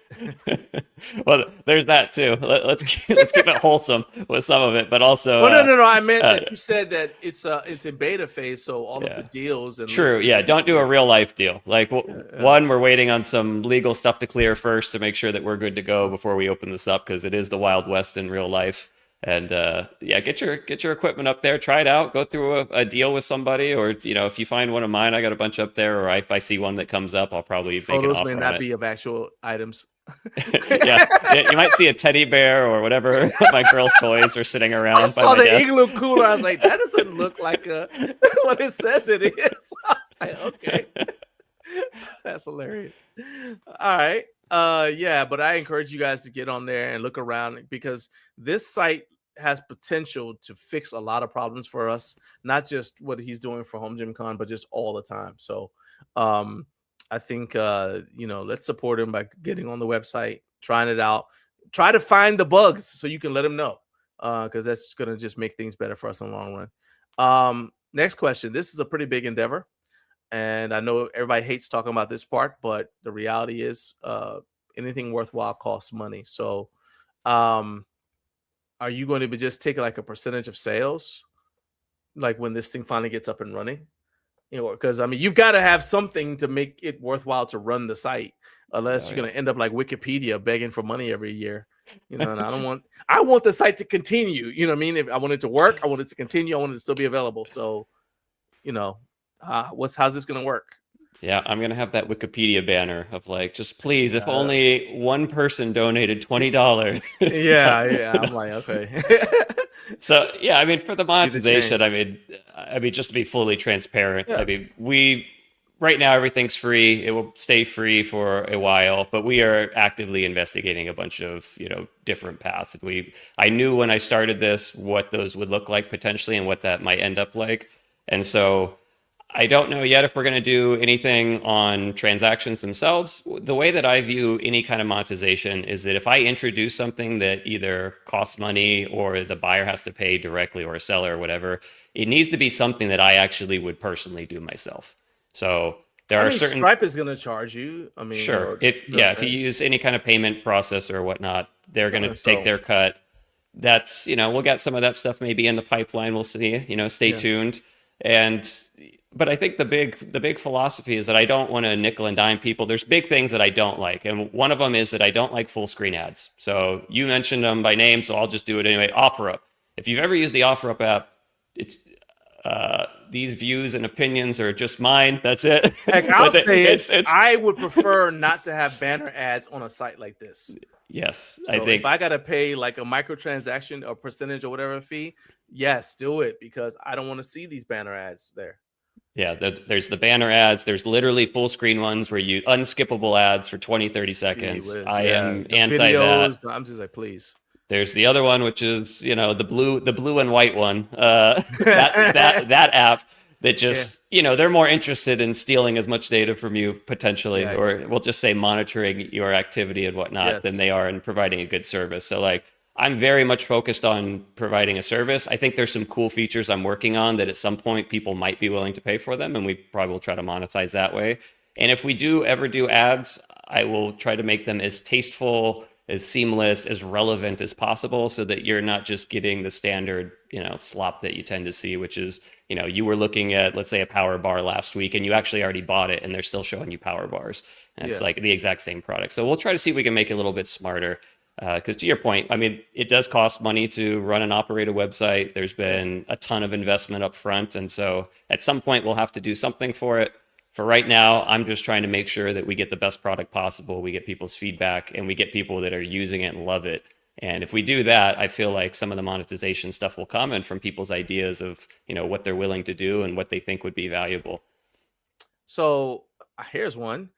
What's the chances of us being able to buy a Home Gym Marketplace t-shirt that we can just wear, say, for example, while we're running a live stream, and it gives you free advertising? That would be one. I mean, I don't have t-shirts right now, but I do have some for HomeGymCon. You got 2 weeks. Make it happen, okay? Don't give me problems. I give you solutions. You just implement them. I'll take all my free swag and make it into a storefront instead. We'll see. I don't know. Right, yeah. So if you're interested in a t-shirt, shout me out in the comments or leave something there so I can see. And if people are interested in it, I know a lot of people have t-shirts, and so I've got a lot of free swag too from some of the HomeGymCons where I still wear their stuff. So we'll see if we can get something going for you. I mean, I honestly is like, this is like the launch of the product, so I'm like, heck yeah, this is like, it's kind of like that first, the HomeGymCon first year t-shirt from French Lick. It's like everybody I talk to says that's their favorite shirt from HomeGymCon, just because it's the first one, you know what I mean? So I think that it's kind of a historic thing, man. I really think that this has potential, and I'm excited about it. All joking aside, I think that this has a potential to solve a lot of problems. And to put it in perspective, the problems that I think your site could solve are problems I've been dealing with since 2001. So that's why it means so much to me. Kind of like I was excited when HomeGymCon came along, and I said, man, I've been waiting for this since 2001. I just didn't know, right? Okay, it's the same thing with your site. So I wish you nothing but the best. If anybody wants to keep up with you, can they just do it? Is the best place to just go on Instagram to see what's going on? I think Instagram's the best. I'm still building out some of the social pieces and whatnot, but I mean, that's, I think, where most of our audience is at. So yeah, go to Instagram, go to the website. I mean, we do have, if you go to some of our support channels, we do have like a Discord that we do just for like real time for people to do feature requests and whatnot. And you can find that on the website as well. But I would say Instagram's number one. I'll tell you what, man, we can talk about this more at HomeGymCon, but I want to, do what I can to help you. If you will make, we can talk about this a little bit, but if you make like a 30-second thing that kind of explains what the website is once you're ready to launch, you send it to me. I will run it on during the show as like it'll give me like a 30-second break to drink water or whatever, right? But I'm happy to do that too, just to kind of get the word out there, because as you said, the more traffic you get, the better it is for you. And I'm happy to do whatever I can to support you, because you're actually showing that you believe in me by coming on this show. I mean, you got up early, you came watch the show, and gave your time to be here. And I feel like, I want to show you how much I appreciate that, because the show doesn't work if people don't show up and come on it, so thank you so much. I appreciate you. Well, thank you. I appreciate that offer. All right, my man. Anyway, you have a great day, and I'm gonna finish out this last segment, and then I'm gonna go lift weights. Sounds good. All right, my thanks, man. John. Take it easy. See you in a couple weeks. All right, bye.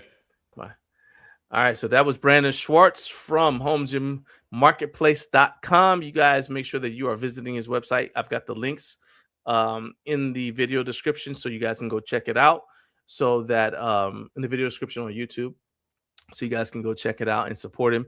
If you are a brand that's interested in working with him, I know we have some people watching on LinkedIn. So if you're a brand that's interested in working with Brandon to help him out with monetization or anything like that, you can go ahead and you can contact him through his website. I'll put it up here one more time, HomeGymMarketplace.com. Make sure you reach out and let him know the Garage Gym Life sent you.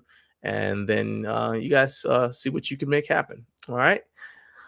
All right, so we've got one more segment before we close out. So you know what that means.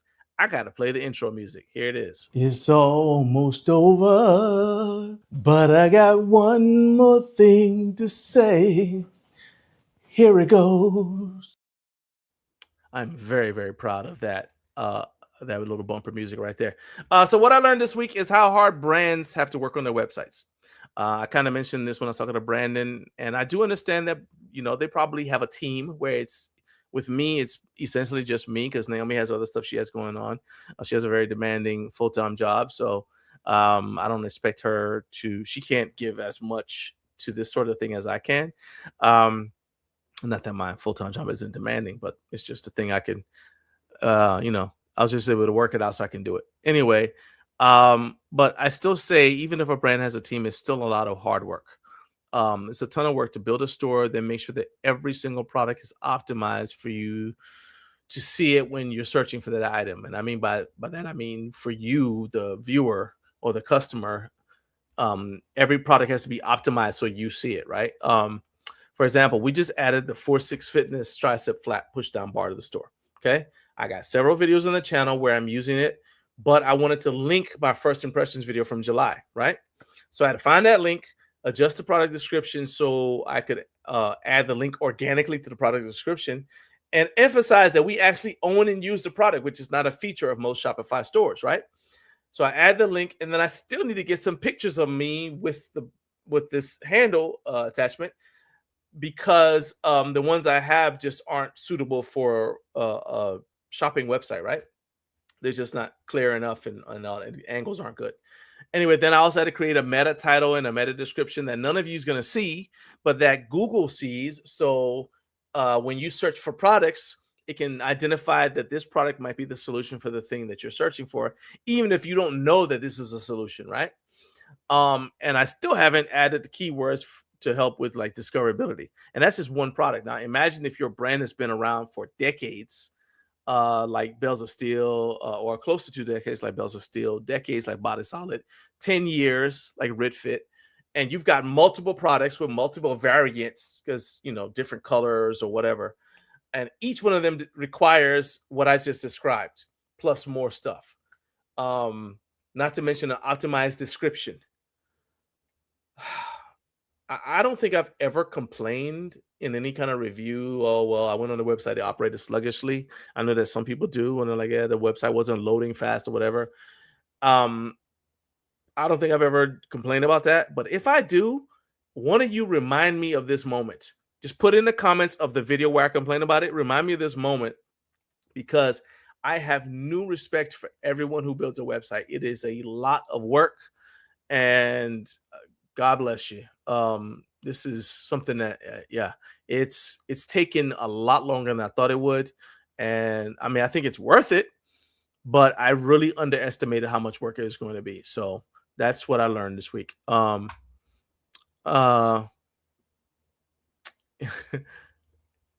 see here. Okay, hang on a second. So my brother said my brother just posted, he said, my comment popped up on TV, my grandson saw it. He was tripping because he doesn't remember me. Okay, so he said holler at him. Okay, so Matthew Cody's son, got it. Okay, I'm happy to do that. Hey, what's up, Matthew? Appreciate you watching the show. with your grandpa, and I cannot wait to meet you in person, my man. I remember when your daddy was a little boy, so I can't wait to meet you, and I appreciate you watching, man. Make sure that you and your grandpa have a good time today, and next time, make sure you get some of your friends to come over and watch the show. All y'all watch the show together, okay? I appreciate it, man. Thanks, Matthew. Shout out to you. All right, so we got next week. Well, first we have Mailbag Mondays coming up at 3:15 this Monday. Going to be answering a lot of questions, including one question that someone asked that I need to get you to answer, Letha. It is about the RitFit Panther, the hip adduction machine. So I'll be messaging you after the show's over so you can go check out the question and give my answer. Then next Friday, we got Matthew Porter. He's coming back to talk about some exciting stuff coming up at HomeGymCon. He's also going to talk about the raffle. And I swear I did not set this up on purpose, but at 8 a.m. Eastern time, Ryan from Cara Metals, who works with Matthew Porter quite a bit, is going to be on next. And so it's going to be Matthew Porter, and then right after him, Ryan, who works with him quite a bit.